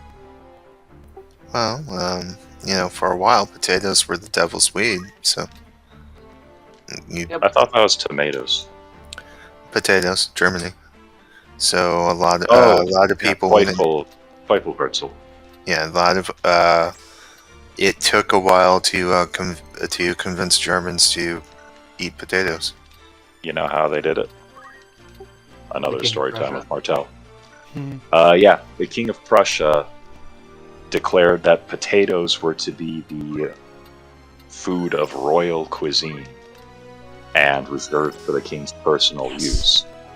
And so he had a giant potato garden, and he set guards around it with strict orders to not catch anyone who tried to steal potatoes. Clever. Now that's some MK Ultra PSYOP stuff.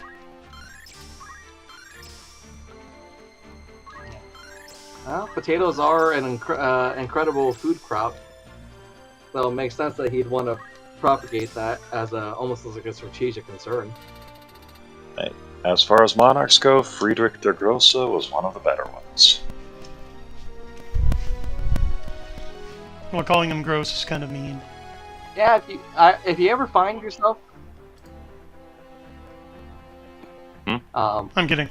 That was a bad pun. German for large, but or German for great. also big, large, what have you. But if you ever get a chance to try purple potatoes, if you ever at like an Asian market where they sell them, I recommend it. It's a little sweet, actually. It's interesting. It's not the same as like a gold potato or a russet brown potato. It's almost like a dessert potato. They make potato donuts. And they make potato flour, so... Yeah, there you go. I've had potato pancakes before. Those are always delicious. Yes. Yeah, Polish cuisine has 3 very good features. The potato pancakes, the pierogies, and sausage. Aren't pierogies also made with potato? They are.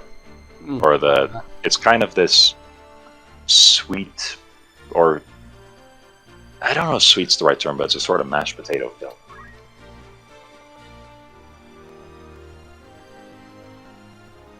Yeah. Okay, there we go. We have made Ultimate Ramza, aka Reinhard. This is his second best build in the whole game. What's the best? The best is Omega Ramza, aka Reinhard. So for that, he has to have Mastery of Ninja, Squire, Time Mage, and Samurai. For best results, get to the highest job level for these 4 classes.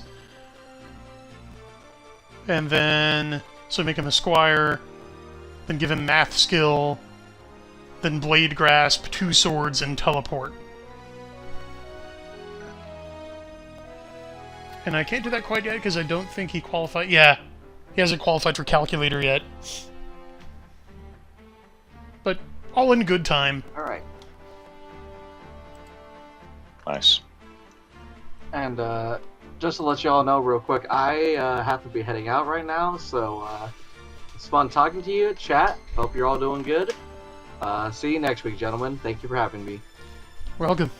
Take care. All right. Have a good one. Yeah, take care.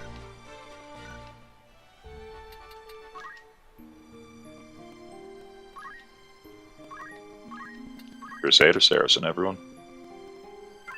Make sure to tip your waitress. I So- think I will take a leave as well. I have things I want to do in the morning and need to get to bed earlier. But thank you for the time here. And I do want to see how the definitely World War One with magic continues. Well, thank you. And World War One with magic is gonna continue over here in the orange dots. So now that I have Ultimate Ramza, I'm gonna go for it. I'll advance the game a little bit more. All right. So, You Till can always next catch the replay. Take care. Have a good one.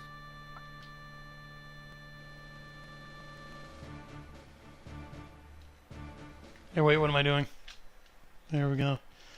Don't have time for random encounters. Not when the PS2 has a soft reset.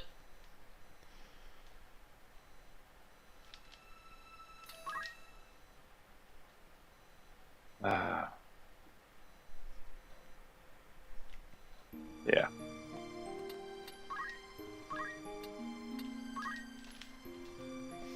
So I noticed earlier that as Yeah. I was... Ardenon would probably Yeah? be able to talk more to this if he was here, but just thinking about institutional decline in terms of nuclear reactors, like the thing which, incredibly efficient, incredibly useful, requires a massive amount of institutional knowledge to do properly. Yeah, what did Macron say? Didn't he just sign a law that says that France is going to build, like, what, 50 more or something?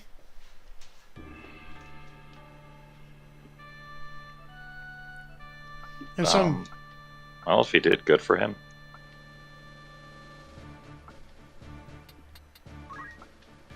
Yeah, right on. I guess they really are trying to get rid of coal.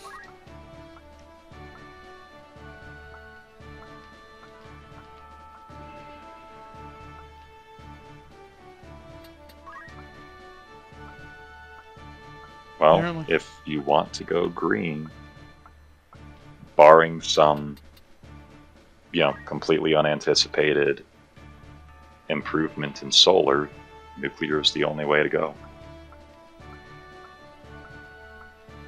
Yeah, that's not going to happen anytime soon. There's the reason was my dad was actually trying to get into solar about 20 years ago. Sorry, I 20 just years saw ago. we were fighting in a coal mine. Even now. Sorry, go ahead. okay, but even was trying to get a glass factory going. Even had at the time President Obama come in, cut the do some press on it. But the reason why it fell through is China flooded the market with so much cheap glass that no one else could get into the game. So with all that cheap glass that's out there, you're not going to get the economic incentives to improve when you can just buy it, buy it, and China did it at a loss just so that they could capture that market. That's a very People's Republic of China thing to do.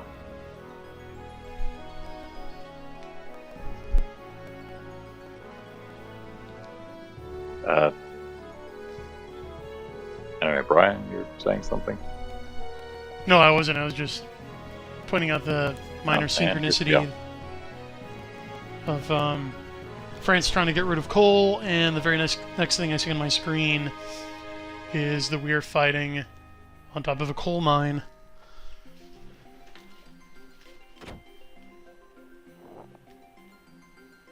I just like serendipity like that.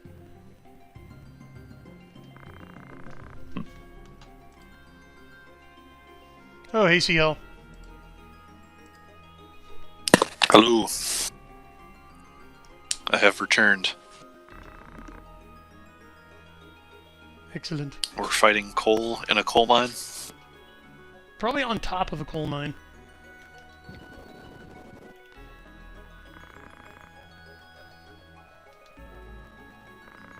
Or something weird is going on.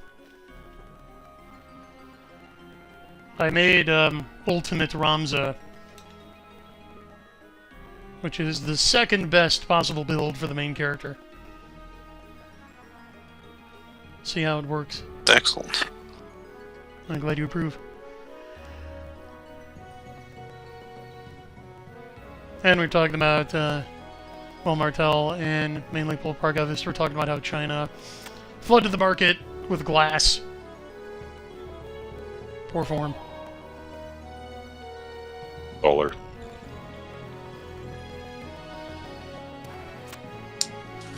Sorry, glass? Yep, for solar panels. I can't.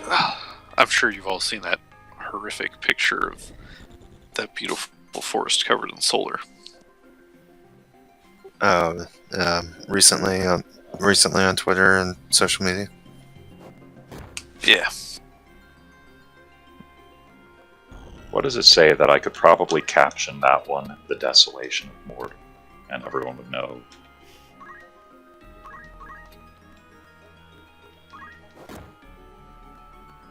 Yeah, that would have been Fangorn if the enemy had won.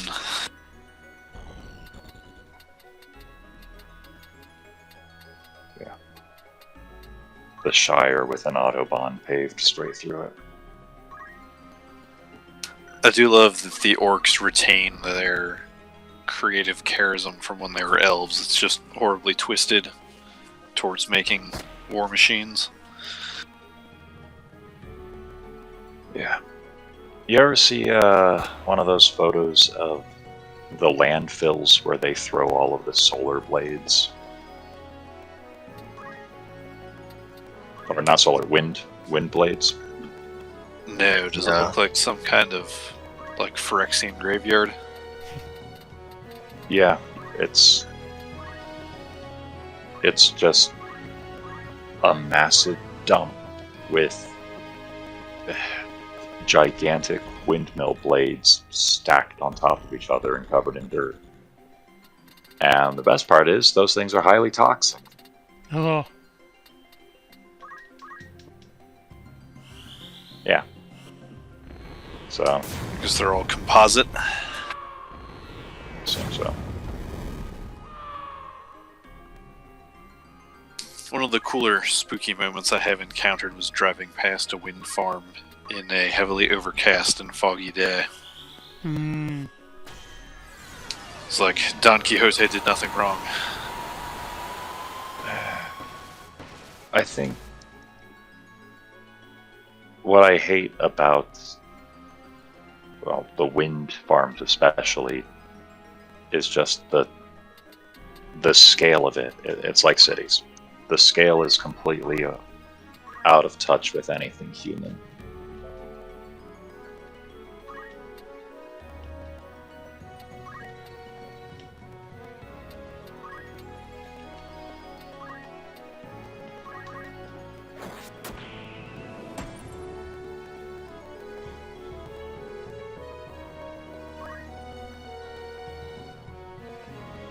I like that one of Vigor's attacks can impose a death sentence on an enemy.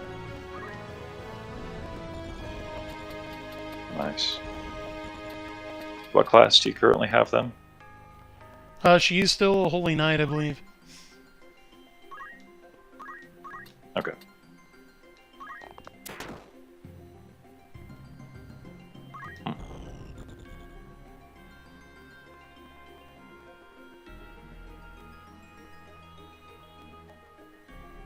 Oh. Oh no, she charmed one of my calculators. Uh-oh. Told you to stay away from the friendly numbers. Luckily the weaker one, but he can do plenty of damage, so...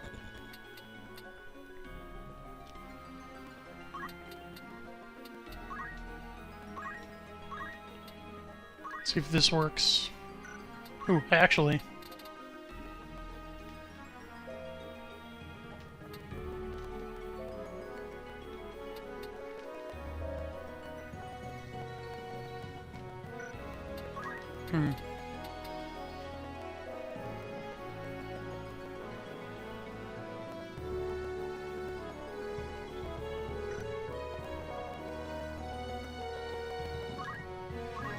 Okay, let's try it. Nope. Okay, let's see what he's gonna do. Nope. Oh, he's bringing their chemist back to life.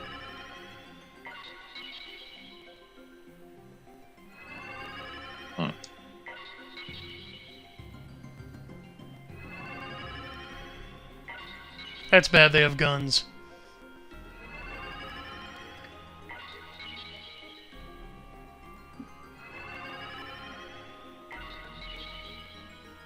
Okay, well I get to kill him again. More XP for me.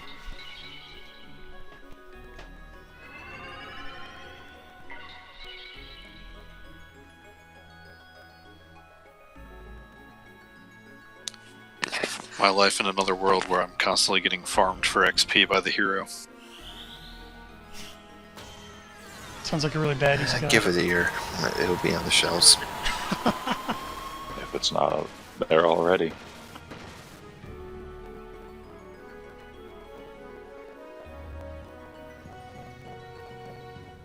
Man, I don't know what the hero NPC is doing, but I like it.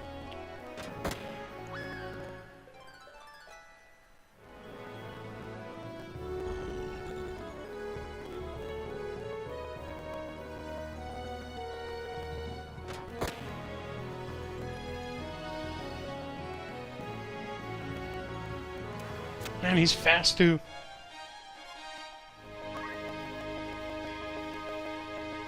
Oh, he's an astrologist. Interesting. Good class. I don't know. I think it's one that I don't have access to. That might be a hero class.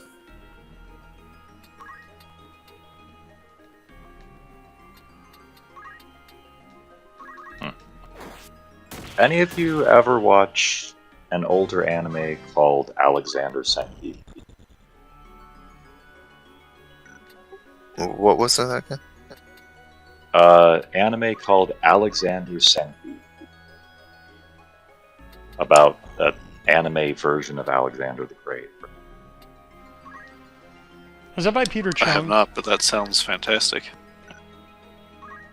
I don't know, I just heard about it being an anime. I think I watched the first couple of episodes once.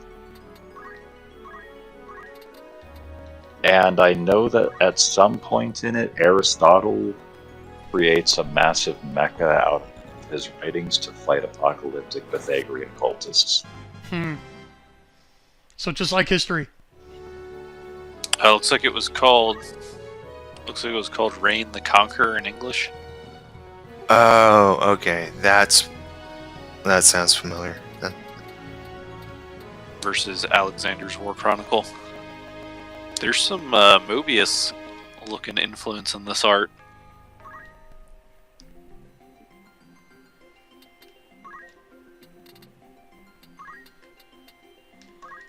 Yeah, well, I never watched it, but I do remember seeing all the commercials for it back when I was in college.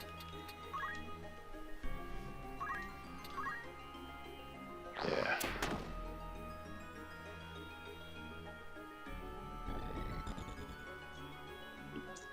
Man, there are a lot of these Look guys. at those hand-painted cells. Hmm.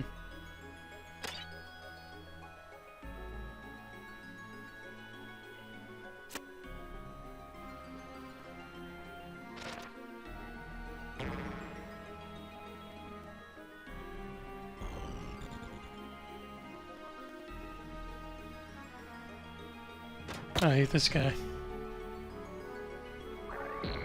Can't wait to kill him again.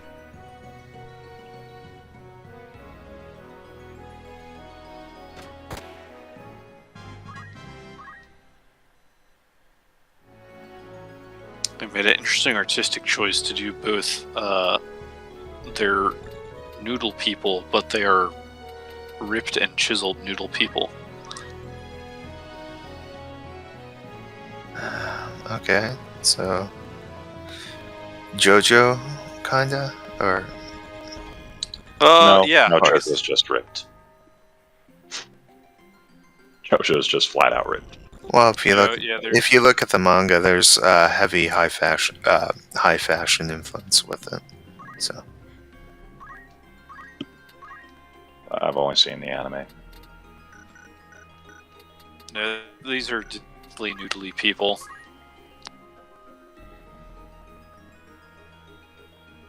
Like almost clamp-like proportions, but just with lots of muscle. yeah. So with JoJo, part of his art actually made it into the Louvre. Louvre did a series of various comic books and manga, and they invited the mangaka to create a adventure. So it's actually a pretty decent weird tale that has Rohan, I think, from the fourth JoJo season, going underneath the in the catacombs of the Louvre to solve this mystery. Sounds interesting. What is this previous image here? What did these colorists on the right do to this? I just pulled the colorist on the right. That's his version. The original's on the left.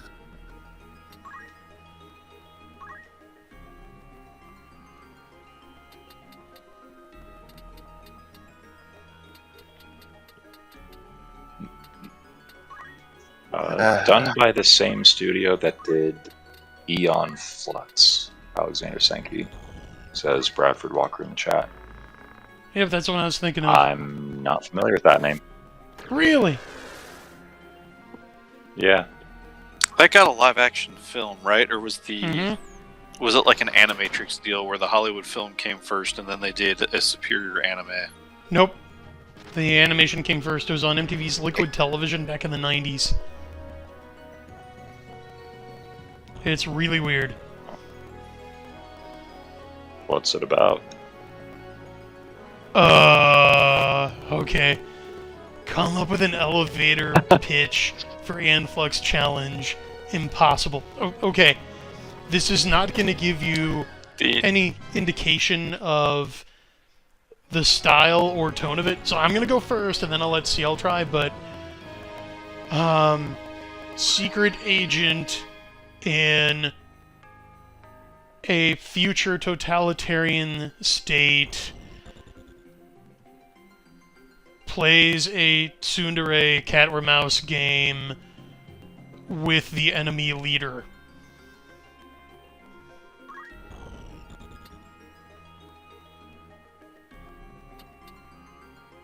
Anyone else want to take it from there? Still, I've never seen it. But I kind of want to now. I was going to Yeah. say the art style looks sort of Mobius heavy metalish. Oh boy, yeah. Oh, I think you missed that conversation. Were you here for that conversation? Which one? The apparently original, never created version of Dune. The Jodorowsky one with all the Mobius concept art? Yep. Mm-hmm. I love that concept art. Yeah, we got started on that by a conversation about crypto and NFTs, and yeah. Oh, hey, Escape Velocity. Escape Velocity in chat. Thanks for popping in. Film Gravity. Isn't that the Sandra Bullock one?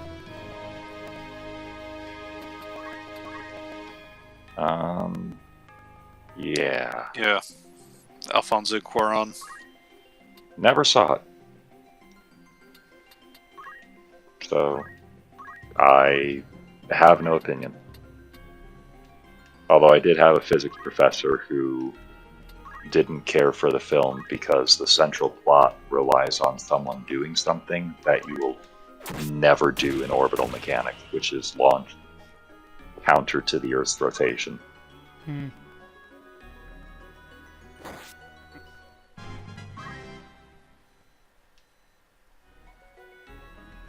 But Oh shoot, I think Walmart carries this of all places. I can talk about Interstellar. That's a good one. Oh, that's a great one. Christopher Nolan flick. Please do. So, the interesting thing about when you really get down to it, the setting is actually incredibly dystopian. Like, the world is implied to have dropped from the current population to somewhere south of 2 billion in the course of massive food riots and wars. Scientific advancement has basically stopped because everyone's been knocked back to subsistence farming worldwide. And yet, it's not a dystopian film because, one, there's none of the standard dystopian markers. Like, it's a normal color palette, it's not just all gray. And two, the actual tone of the film is quite optimistic.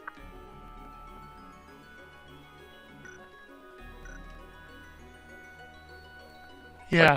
Heroic and aspirational rather than everything sucks. Yeah, John Lithgow's speech from that movie sticks with me. And if you do the math on when the movie's supposed to take place, because John Lithgow plays the grandpa, he's a Gen Y grandpa. Right, he would have been born like the late 70s, early 80s. And Right. yeah, he says, when I was a kid, it seemed like every day brought something new. Some new gadget, some new idea. Yep. Like, every day was Christmas. Just imagine it. 7 billion people, and each and every one of them wanting to have it all. This world isn't so bad. I'm like, kind of see your point, John Lithgow. Gen Y grandpa. Yeah. Well, and again, that's...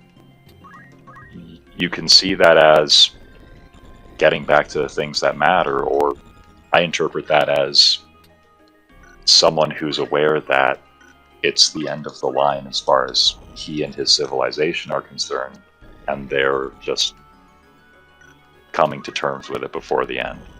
Like, yeah, it could have gone a lot worse, but it's not getting any better. Yeah, and he dies before the end of the movie, too. Yep. Yeah. Off screen, too, which Yep. was actually a very good move by Christopher Nolan, because it showed that time-stealing aspect of going into a singularity. Mhm. Like, 20 years passed in the blink of an eye on Earth.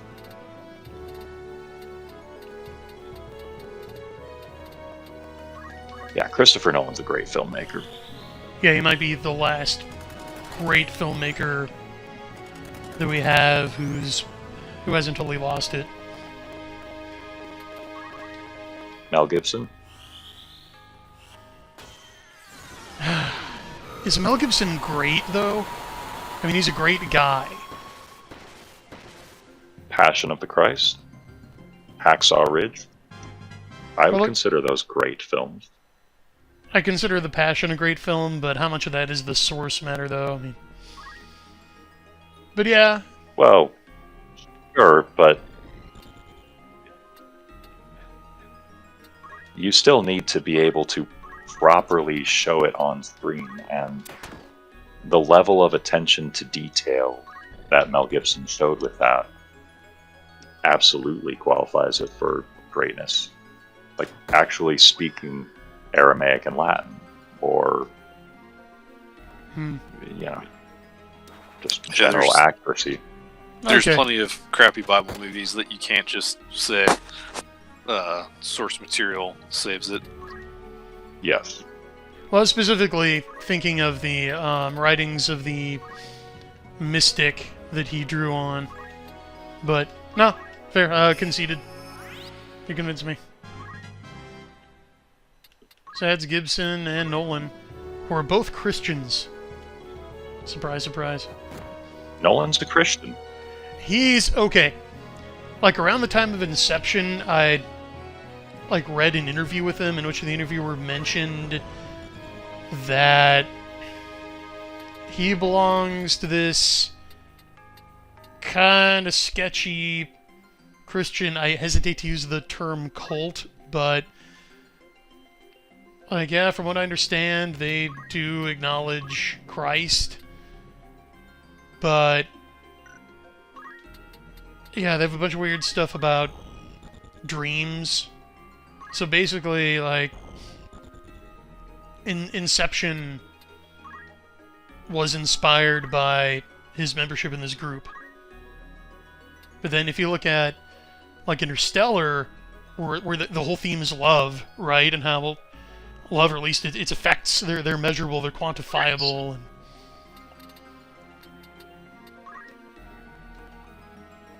Right.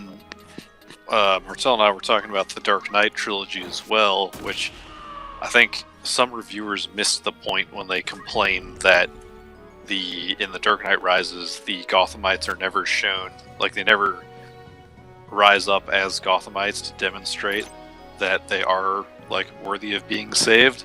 Mhm. And I think those reviewers missed the point, because the point is that no, their League of Shadows was absolutely right. You could burn Gotham to the ground and salt the earth, which is what makes Batman's continued protection of the city supernaturally heroic. Hmm.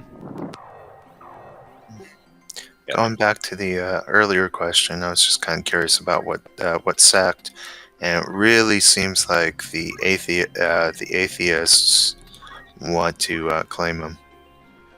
So there's almost there's abject denial that not by him, but by people talking about him, that he's religious in any way.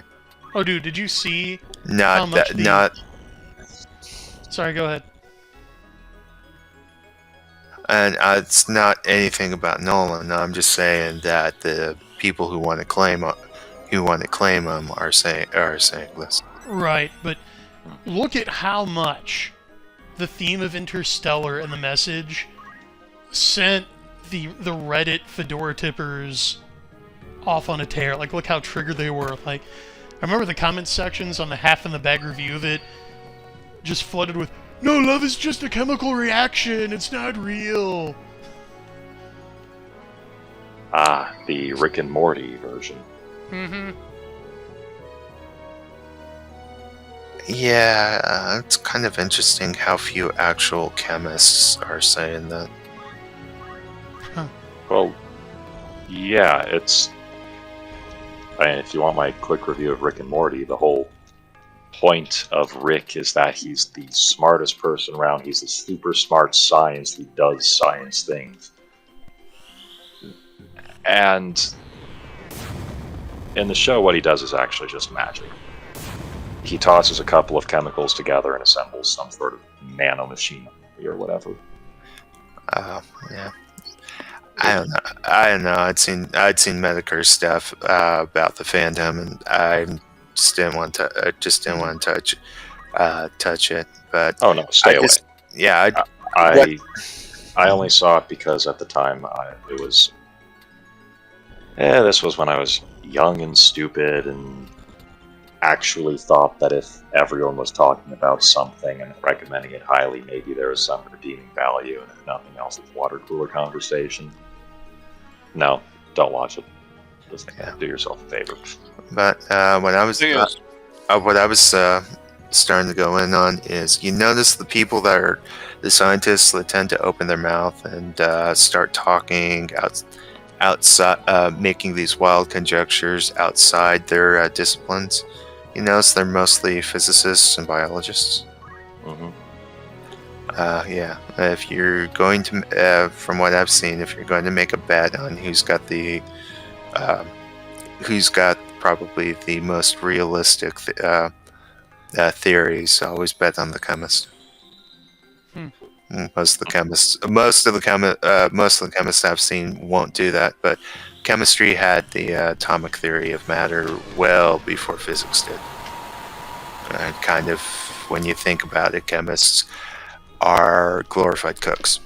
I'm saying this as somebody with a degree in it.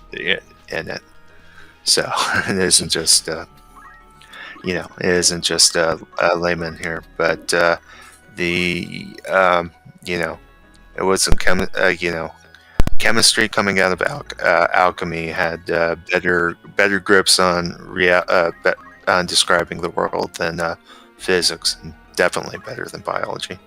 So are you qualifying Zeno as a chemist then?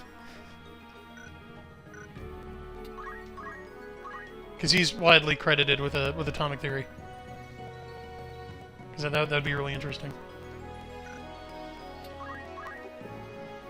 I was meaning modern. Okay. Obviously, I am less familiar with the Greeks and Romans than the rest of the panel here. Oh, I'm pretty much only acquainted with Plato, Aristotle, and Socrates. Why would I need to know any other Greek philosophers? Okay. Well, sorry to derail you then, Archivist. But yeah, that's fascinating. That all these other guys are tucking out of school, and it's the chemists who, really, at least in the modern sense, I suppose we could say, like, confirmed atomic theory, or at least came up with workable, practical, repeatable applications of it, and they're not the ones who are making these bold, sweeping pronouncements. Well, if you go back to what Fox Day says as far as his criticisms of the practices of science, he says trust in trust in engineering, don't trust in science, because engineering is confirmed, actable and practical science. And from a raw sciences standpoint, because chemistry, you have to create, you have to create what you're making, what you think. There's, it's tied a lot to experiment, and there has to be an output, and the output proves the input. It's it's the closest I've seen to engineering, at least baked into the science. So. Well said. It's physics that's giving us all these a theoretical physics, I should say, because experimental physics is pretty base, but theoretical physics is what's giving us all these. Well, that's because we can't have. There's no possible way to observe this. So, but it's such a beautiful theory, we're going to keep it anyways. Nonsense. So. Well, that's because. Think about the two, pop scientists that act as the clergy for the progressive viewpoints. The Carl Sagan, Neil deGrasse Tyson, Richard Dawkins, theoretical physicists, astrophysicists, and evolutionary scientists. All things which, to a certain extent, make or claim to make metaphysical judgments. So, like, you can't really justify morality with an appeal to chemistry as much as they keep trying to. Whereas evolutionary biology, the memes say that we should do this. And, well, evolutionary biology is astrology for men, so... Pretty much.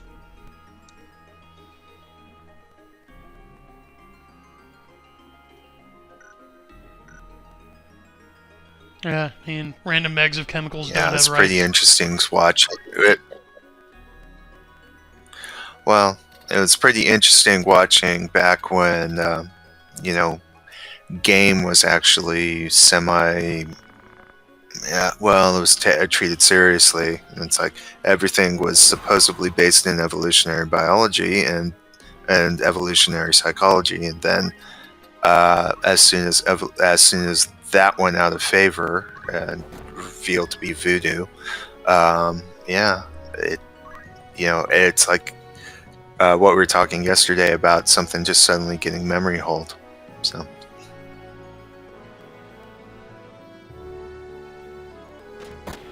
Yeah, boy, game as a whole. And so, well, I wasn't necessarily, the game was an example. There's a couple other people. There are a couple other people doing evolutionary psychology as far as in politics, or they're trying to apply it outside of the theoretical framework, and that all stopped. It's like so that got memory hold is harder than Game of Thrones. So yeah, it is. It was interesting to see like an entire school of thought and an entire movement, if it could be called that, like come up during my adult life and then evolve pretty rapidly and then bear its essential fruit, and then everyone associated with it, like who was key to its rise, because like Royce, Rouge, Rollo Tomasi, just at the same time decide like, okay, we're done. Like, yeah, we did our thing. Here's this body of knowledge. Now we're done. We're gonna go do different stuff. To the point that anytime you see someone popping up who still talks about game, like 99% chance it's a grifter. Just a reliable red flag. yeah, I mean, Dalrock. My personal favorite from that sphere was Dalrock, since he applied all of that in the Christian context. Yeah. Whereas Roosh didn't convert until very recently, so there was a lot.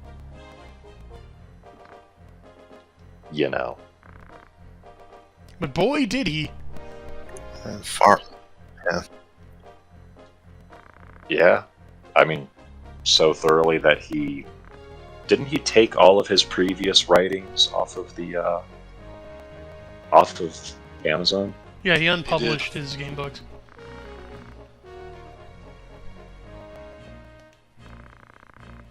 Yeah. Like the wizard who burns his scrolls and breaks his staff. It's really what he did in a way. Good for him. Amen. Yeah, it was just a shame to because it wasn't, that school of thought wasn't just well, kind of went into self-improvement, kind of hope for a lot of guys that were struggling with various things. Granted, it was in it was geared for one goal, but like I said, that's why I like Dalrock. Yeah, but I mean, just Jeffro's version of it lift weights and talk to pretty girls. I mean that was his encapsulation of it. But just that. Hey, I see you need some help here. There was that type of improving yourself and wanting to help others. And then when the grifters took over, it was pretty much I got mine. Sucks to be you. So it's a shame to see that part. The helpfulness get beaten out of it by grifters. And that started early. And a lot of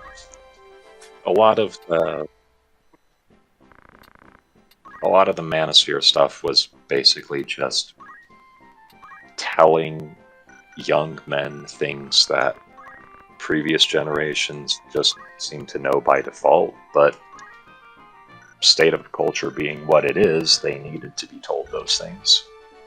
Yeah.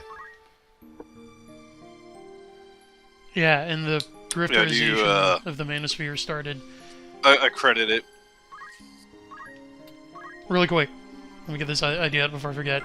Started early on with the dude who wrote the book, The Game. His name escapes me at the moment, but he started showing up on all the old forums, like Mysteries website and stuff, and actually started going to meetups in real life, and would talk to the other game guys, and then kind of became part of the scene. And then later on, it turned out he was a reporter, and is just gathering book material, and kind of played all these guys, but actually did end up writing the definitive book on it. Well, you also have to remember Anita Sarkeesian came out of that Really? community too. I had no idea. Really? Yeah. Before she went on Feminist Frequency, she was in that kind of game seminars. And she wasn't like a leading thinker, but she was tied in. She was apprenticed to one of them, basically. And then she went off, did her own thing. So I mean, there always was going to be that. There's always been that grift side, but the beneficials. Unfortunately, it took over all the beneficial, anything beneficial. Women ruin everything. Once again. The guys, I think it's the guys that flushed this one down the toilet. To be honest, Women ruined women. Like that Simpsons line. What, alcohol the solution to and cause of all life's problems?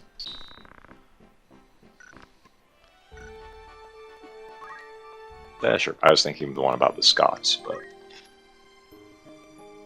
You're gonna have to remind me of that one. yeah.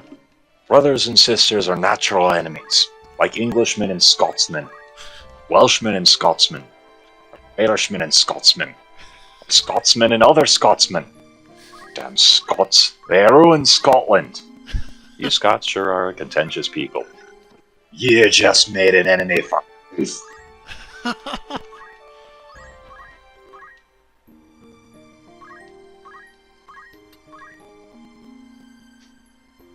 I missed that one somehow.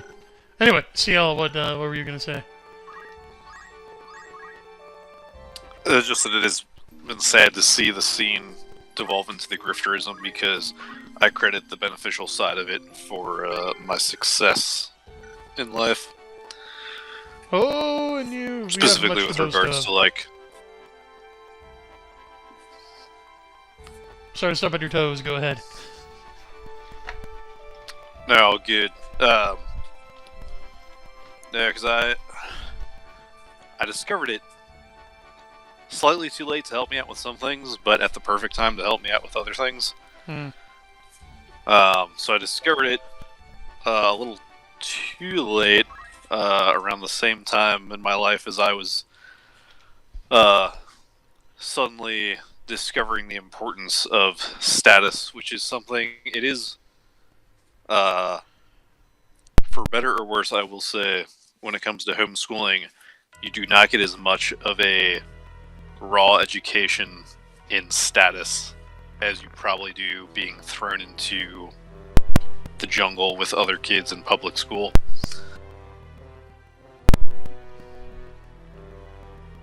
So I discovered it a little too late to be helpful with navigating some situations after I received a crash course in why status mattered, but I did discover it at the perfect time to realize that the main thing holding me back from success with women was all of these rules I had imposed on myself that didn't really need to be there, like above and beyond like good Christian morals. Well, powerful testimonial. But yeah, like the last 3 generations have just gotten completely mugged by reality, so don't feel too bad. Yeah. The Manosphere is the right-wing version. I forget who said it, but there's this line by someone on Twitter. Periodically, progressives will reinvent some healthy sexual morality that had been standard practice for thousands of years, and they'll act like they discovered the Holy Grail. Yep. Like, what I if there was believe some the thing kind that of sparked that legal comment contract was- that would force people to be monogamous or something, right? Yeah. If a man can get me pregnant, then he should be forced to support my kid for the rest of his life. Right? Yes. That's what we've been arguing. That's why I'm optimistic that eventually all of these former commonplaces will be rediscovered, just because human nature doesn't change. And eventually, like, after the forest fire, like, nature will heal. Yeah. It's not pleasant being in the middle of the forest while it's burning down. No. With all the solar panels releasing toxic gas. Oh yeah, did you know that the Chi-Coms made the river dolphin go extinct? With the Three Gorges Dam? I'd heard something about that. Yeah, Oh, years back. Zabak has a map of Evil East above the fireplace. That's what that is. Anyway, I digress. Story. He was just talking to his brother. He's like, "Can you end the war?" And he's like, "No. Talk to your sister on the way out."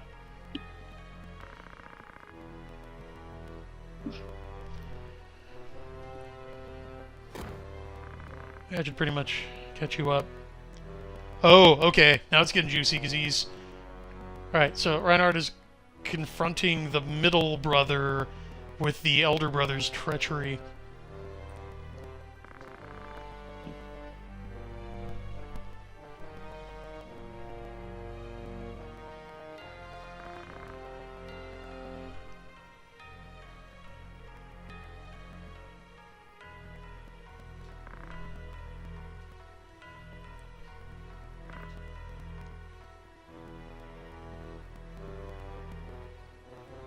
Never take sides against the family again. And more translation stuff. Oh, yeah. Oh wow, look at that animation. I'm back.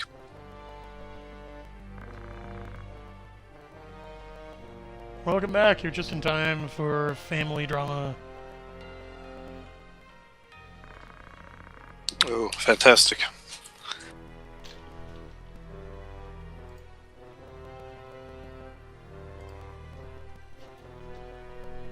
Wait, did we just lose somebody?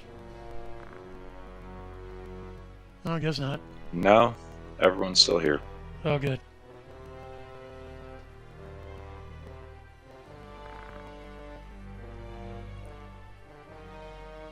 Keep hearing the Discord notification noise. It was same.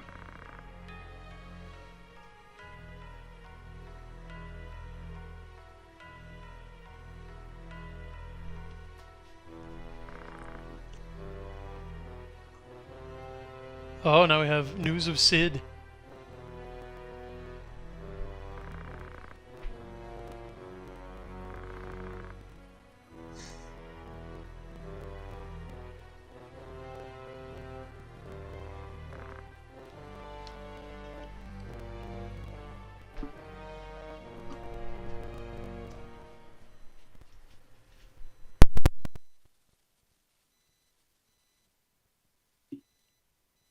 So to also know that currently Sid is on the opposite side of the war from Ironheart's brothers.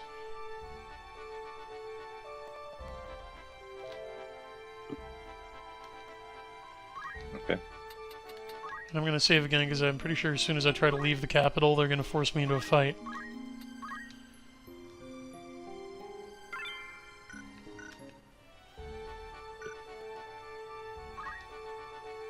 But as long as I'm here.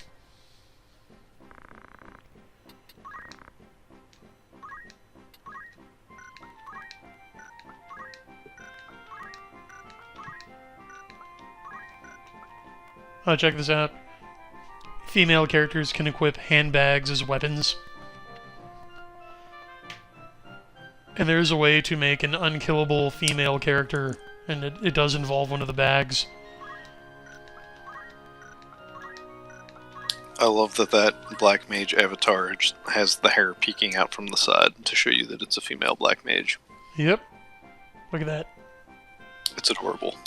I know. Just want a plushie of it or something. Let's see. I'm sure that they have them. Oh, you're Japan right. and merchandise being what they are. Yeah. Probably something that you can only get out of the crane machine, though. Oh, almost forgot I need more potions. Let's see what we got. Or maybe a pachinko Hmm. prize. Definitely a crane game.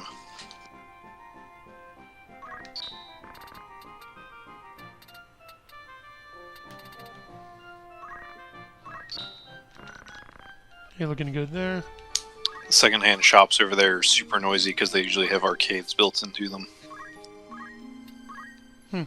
Question from Baron von Metzgerstein. Are there translation issues in this game that were ameliorated in the later remake? Yes. They remade this? Yeah, they did. Final Fantasy Tactics The Lion Ore for the PSP, I believe it was. And while they did fix the translation, they broke other stuff, like correcting a bunch of the delicious exploits I'm using to totally break the game. So, I prefer this one. You say broke, some people say fixed. Well, they're welcome to their opinion. Yeah. Well, that reminds me, I need to level people up.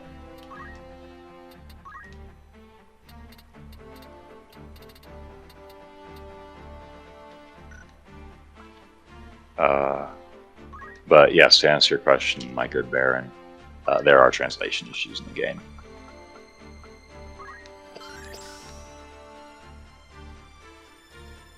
Yeah, a couple. In the most recent example, translating it as trust your own flesh rather than your own flesh and blood.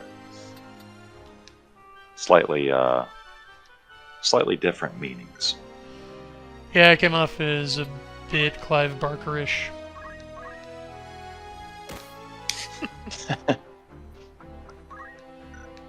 I was just thinking like a, strong man. Trust my own flesh. That's about it.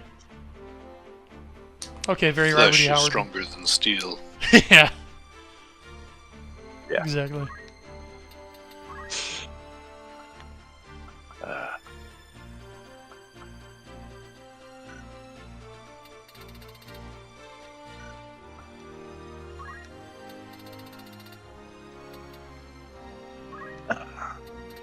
Ooh, we can learn 4. Okay, now he has all the variables. Nice.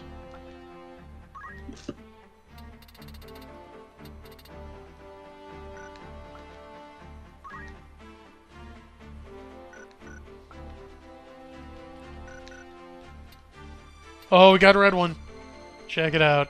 That's what I've been waiting for. Red Chocobo. What's special about it? They're the most powerful. 3 times as fast. Oh, dude, that's possible. Well, okay, so his speed is 8. 6. 6. Okay, so not 3 times as fast, but a lot faster. I've always wondered, Yeah. in 40k, the orcs believe, well, anything the orcs believe, the orc psychic gestalt makes true. So the orcs believe that painting things red makes them go faster. And I've always wondered if that was a direct reference to Shar, or if it was just a happy bit of synchronicity. I think it's just a bit of synchronicity.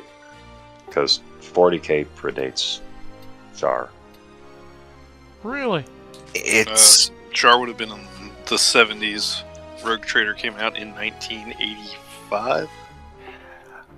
40k is fast and loose with other people's settings.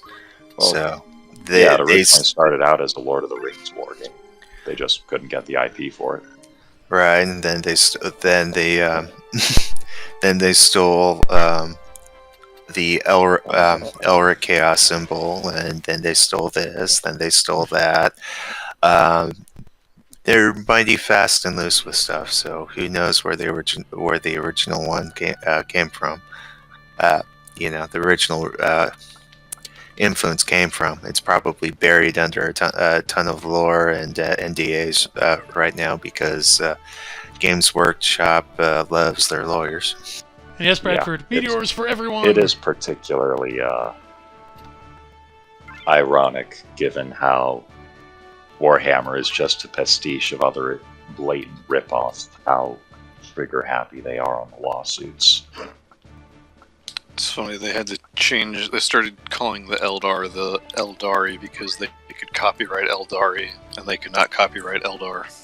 Well, they did try to sue for Space Marine. Yep. Pretty sure that they did orcs with a K for the same reason. Yeah, everyone's gotten a name change to something that can be more marketable and copyrightable. So Yeah. Now, I remember that there was a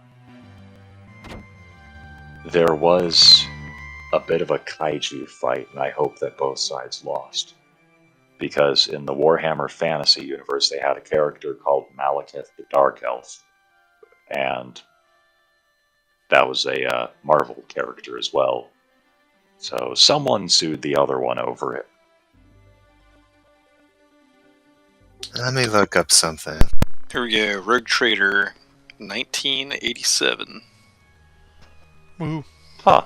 That's a lot later than I thought it was. It's like almost a decade after Gundam. Okay, well, maybe it was Char then. I know Commander Farsight is blatantly a Shar reference because he's a red mech suit, but I could see the Orc one simply being the fact that people like red sports cars. Yep. Well, it's like the joke about when you have Hot Wheels, you put the flame stickers on it to make it go faster. Well, you gotta remember the orcs are soccer hooligans, so it would be something like Red Sports Car or something. So here's Yeah. from the opening paragraph of the first edition of Warhammer 40,000. Just speaking of it being a pastiche, they were honest about it back in the day. If you've ever left the cinema or turned from the TV screen wishing that you could invent your own Death Stars, Stormtroopers, whirring ornithopters, and wild-eyed heroes, then this is for you. Not subtle. They just decapitalized and hyphenated Death Stars and Stormtroopers, so it's okay. And yes, Bradford, 1987 would make Rogue Trader contemporary with Zeta Gundam. Good point.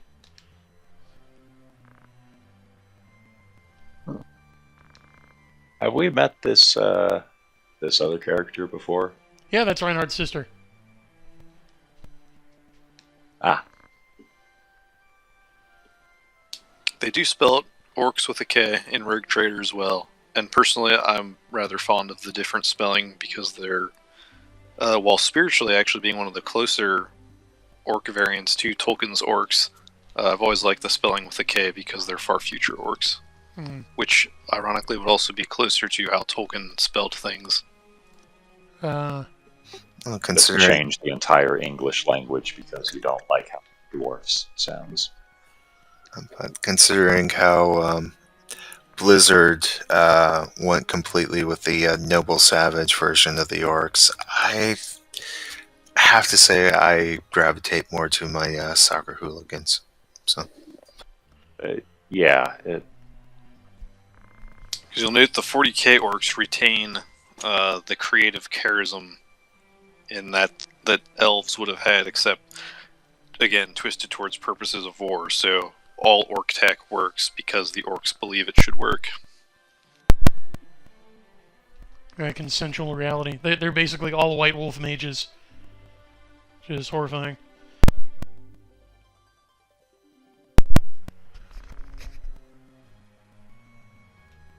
Which, ironically, might be why they never can kill Commissar Yark, because too many of them believe that he is in fact unkillable.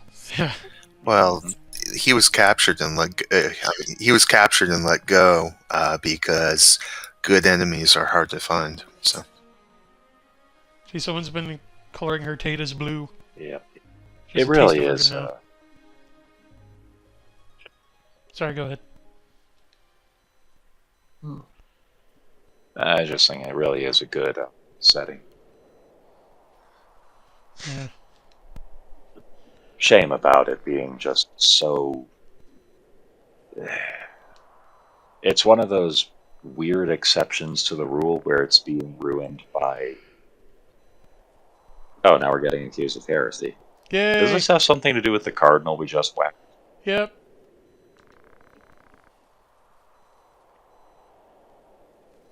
Oh. Hey now, the murder charge has nothing to do with the heresy. It's not your jurisdiction, pal. That's my only Yeah. problem with this. Unless it's one of those. Well, it could be The one of Inquisition those. courts are fair. Yeah.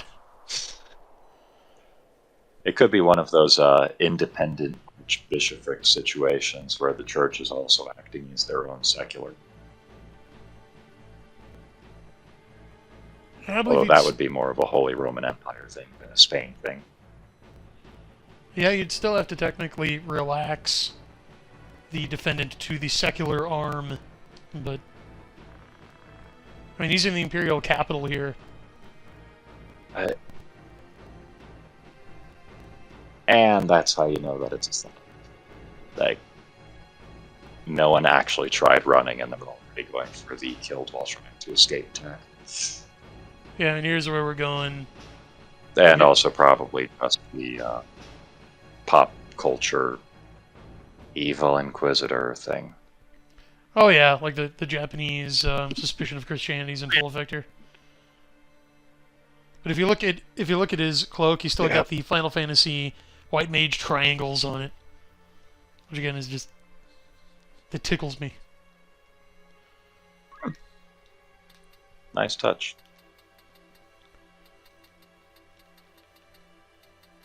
Yeah.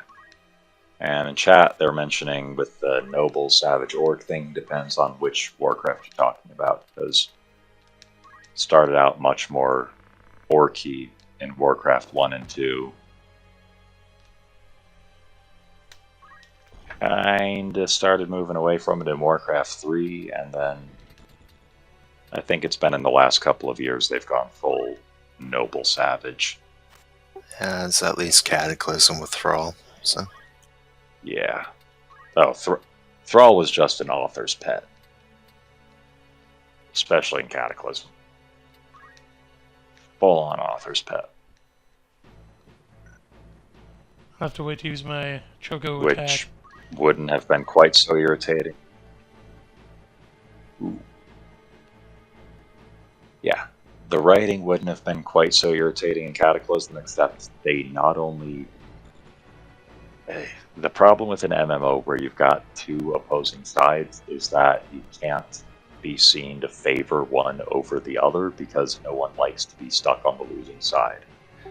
And Except yet, not only did Blizzard blatantly favor the Horde in the story, they favored them with development time too.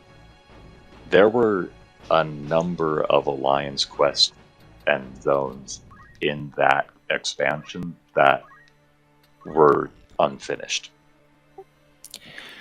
well, I mean, you look at it.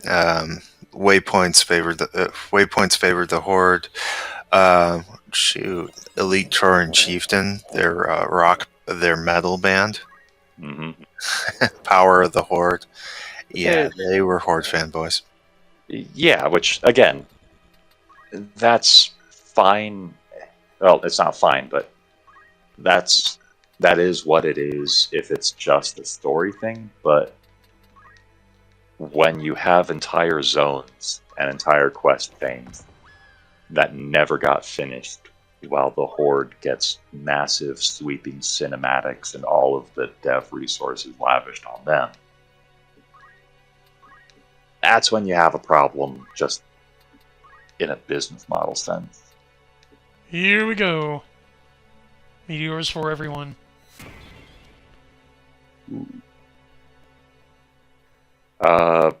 Baron again. Any of you guys read Eamon Duffy's scholarly works on how inquisitions and detention actually played out in medieval England? Not his in particular.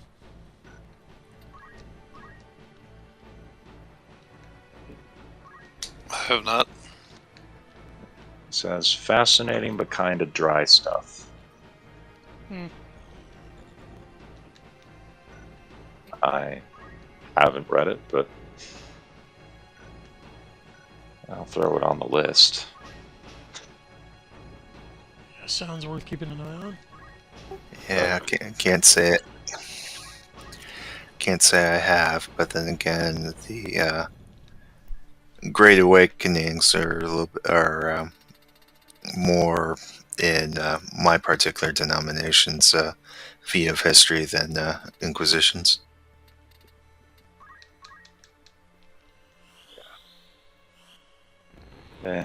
More just... Yeah. People these days don't get taught history, they get taught historical propaganda, which... Whatever, that's how it's always been, but it does... Maybe we shouldn't be taking our history from Good Will Hunting. Yeah. Yeah. Yeah. Give it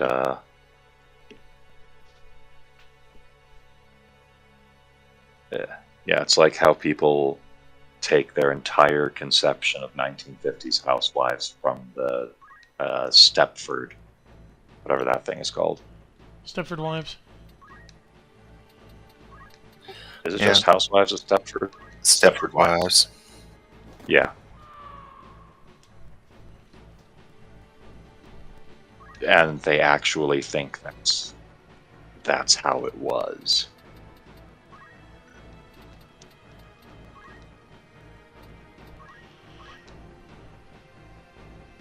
Yeah, looks like we have a couple of other, probably former World of Warcraft players in chat. Yeah, the WoW devs very clearly favored the Horde, especially as time went on and the original ones left. Which... Again, if the central conceit of your MMO is two separate warring sides, well, one, you've shot yourself in the foot with the story because the war can never end and neither side can ever win. But two, you're also setting yourself up to tick off one side or the other when you don't give one side as much attention or resources as the other, which inevitably you will. Just development cycles being what they are.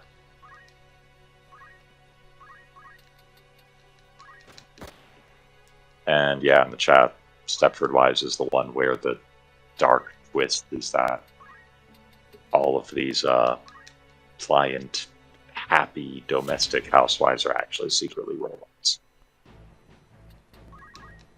Interesting. This comes from the same people who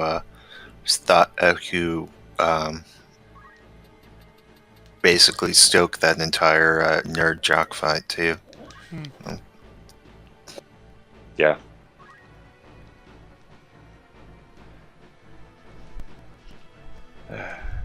It's on the level of those new horror movies where the dark plot twist is that white people are actually racist.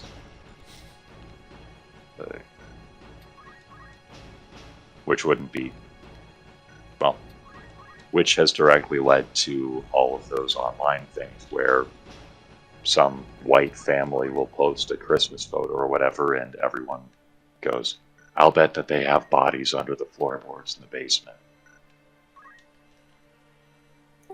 Yeah. One of the things I think Neil Stephenson got right when he was doing Seven Eves was just the effects of social media on people. So, yeah, the world basically had the moon shattering, raining down meteorites. You had two different groups escape out into space, and one basically consumed themselves because of social media causing paranoia. So, paranoia and various other social ills. So, yeah, that part was actually that was a decent part of the book. I don't know. The first half of the book was, I think, far better than the second half. I like the second half more, but there was too much self-referential. There was too much cleverness going on. So in there, it's kind of juvenile at times, and it's just kind of put me off him as a writer. So that was the first and so far only thing that I've read of his, and from what I hear, I'm not really missing much. And story. Is this where Alma joins the party? Well, what it is a great point to reflect on one missed writing opportunity that the game's creators just let slip through their fingers, because, okay, so we learned from the beginning, like in the prologue of the story, in the frame narrative even, that like Reinhard goes down in history as a heretic, and he's basically memory hold. So the whole setup of this game is that centuries later, this historian finds a manuscript that talks about this guy who was like a secret player behind the scenes of the Lion War, and it turns out to be you. Now, okay, that's all well and good. It makes sense that, okay, if they have this arch heretic, we would want to like burn his writings and erase all trace of him if we could. But the reason they come up with for him to be labeled a heretic is he assassinated a cardinal. And that's one area where their historical knowledge fails them, and they just took the lazy way. Because, I mean, and it's not heresy, that's just murder. Now they have plenty of pretext. Go ahead. I was just going to say that if assassinating a prelate is all that it takes to get you labeled a heretic, basically every single political actor from about 800 to 1500 is going to have to be labeled a heretic. Yeah, now it might actually, now that I read this, be another translation thing, because I didn't gather from the examiner's dialogue that he knew anything about the Zodiac Stones, but now Reinhardt is kind of saying he did, because that would be a good pretext for labeling him a heretic, is digging up, pardon the pun, the old legend of the Zodiac Stones, which can summon demons. Because, I mean, in that case, that would make sense. yeah, you got him for witchcraft.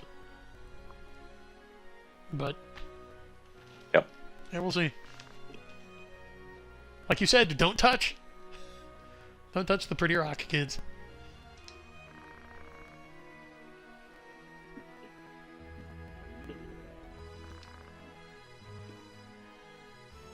Oh, and she's seen one too.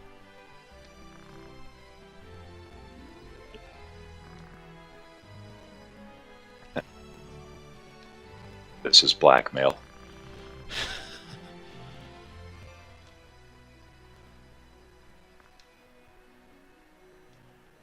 Okay, here we go with the whole insist on going, no, it's too dangerous. And she'll prevail on him somehow.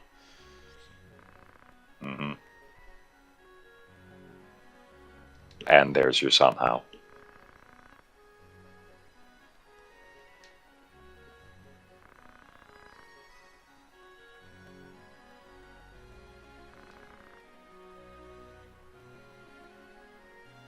Well, you did help us rout an entire force of the Inquisition. So.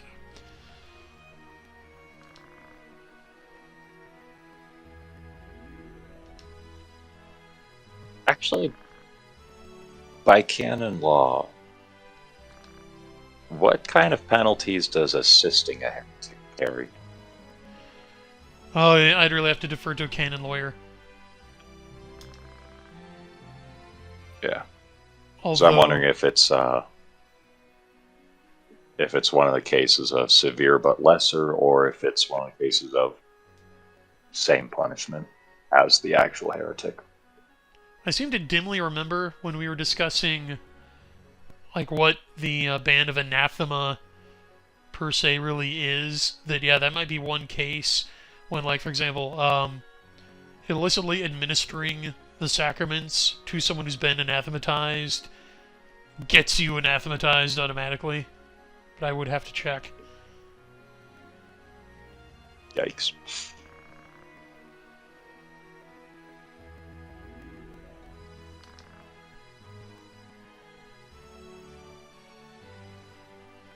Oh, she spilled the beans anyway. So, Yeah, go ahead. yep. I was just wondering if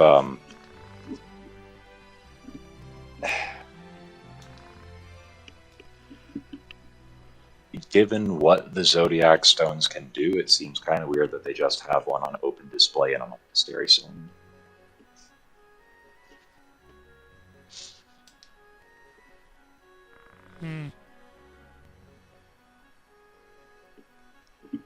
Well, I don't think it's exactly on open display, because from what I remember, we got to fight pretty far into the basement of the place to find it.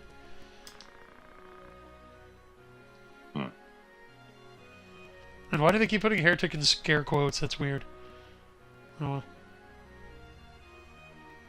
It's my editor. Probably because she doesn't think he's actually. Well, everyone's been doing it though, even the Inquisitor. Oh. I got nothing then. Yeah. Translation. Bad translation.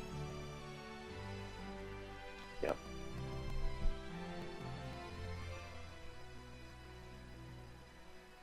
Okay, so this would make sense if she hadn't just argued that she's probably a heretic too. But oh well.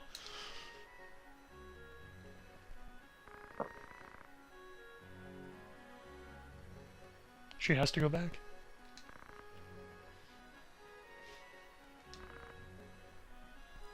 So, you, the known heretic, are allowing your sister to travel with you as far as, what, the regional capital? No, a monastery. Oh. The place Okay, where we a started, monastery. actually. Ah. Down here.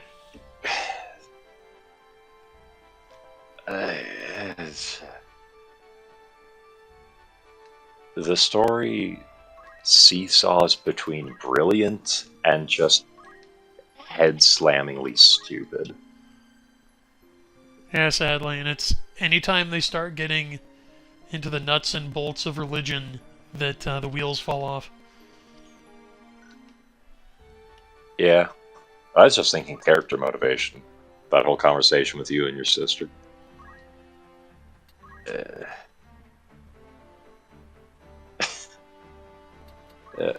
The whole thing of, okay, yeah, you can accompany this particular heretic to assault a monastery, but then you have to go back to your normal life.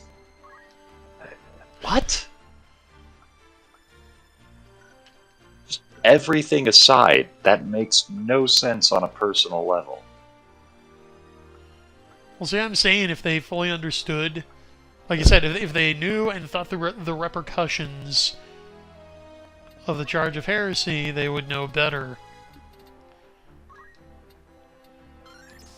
Right, but they've thought through the repercussions of a civil war and political intrigue, so why can they not apply that same level of detailed writing to characters and religion? I'm saying it's a cultural blind spot. Because we are getting close to cultural ground zero here. Anyway, I think that's going to do it for Cultural blind spot you could have driven the Yamato through. Oh, zing. So yeah, okay. That'll do it for the game tonight. Let me just take another look at chat. Ooh, the Baron's been busy. He says, there are a ton of clerics from history of the church might have sainted you for assassinating.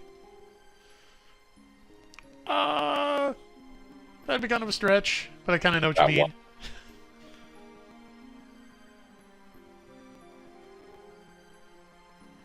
Well, there was that incident where they dug up the Borgia and put him on trial posthumously. Oh yeah, the Cadaver Synod. And that was earlier than a Borgia, I believe.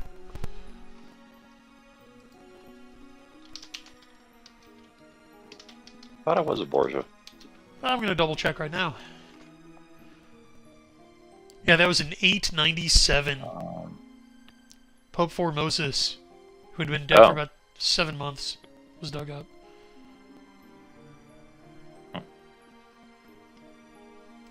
Well, I don't know, he might have been a Borgia that early. No, I'm thinking of Alexander VI. Oh, yeah. He was in the 1500s.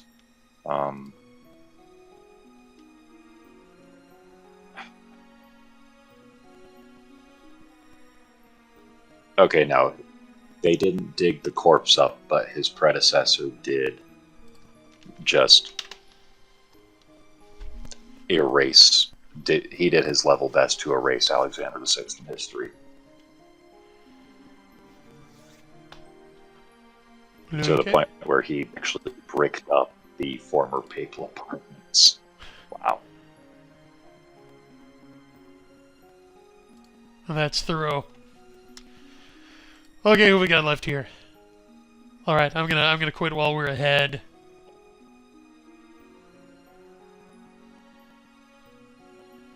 As Bradford Outsiders, especially moderns, it does come off as purely political.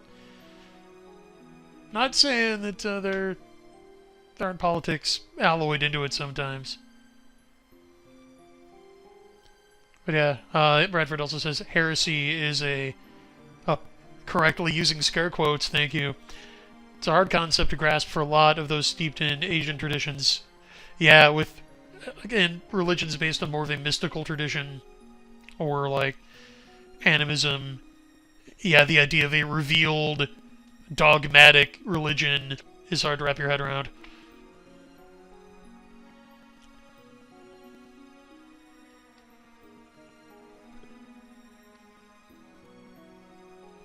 Oh yeah, I believe it was one of the Johns that exhumed him. I don't know about cutting the ring finger off. Anyway, we're getting into the weeds. I'm going to shut it down. So remember to like, subscribe, click the bell icon. Make sure to check out the Combat Frame Backseat RPG, linked in the show description. which I'm going to try to do a demo of using Roll20. I got to download OBS to do it. I've never used OBS before, so wish me luck. But at the risk of biting off more than I can chew and being too ambitious, I'm going to try to put something together this weekend. If anyone currently in the Discord chat would be interested in joining me for some live streaming Xseed on Roll20 this weekend, just feel free to drop in. This would actually be a good weekend for me. I'm down. It depends on the time, but I might be able to. Oh, fine. Well, we can put our heads together in the green room after the show and maybe iron something out. So, you guys out there have that to look forward to. Alright, well, for Geek Guide Retrospective, I've been Brian, and my remaining panel members are... Catholic Lancer, have a good night. Martel. Pulp Archivist. Have a good night, folks. And remember, everybody, games are better in retrospect. Good night.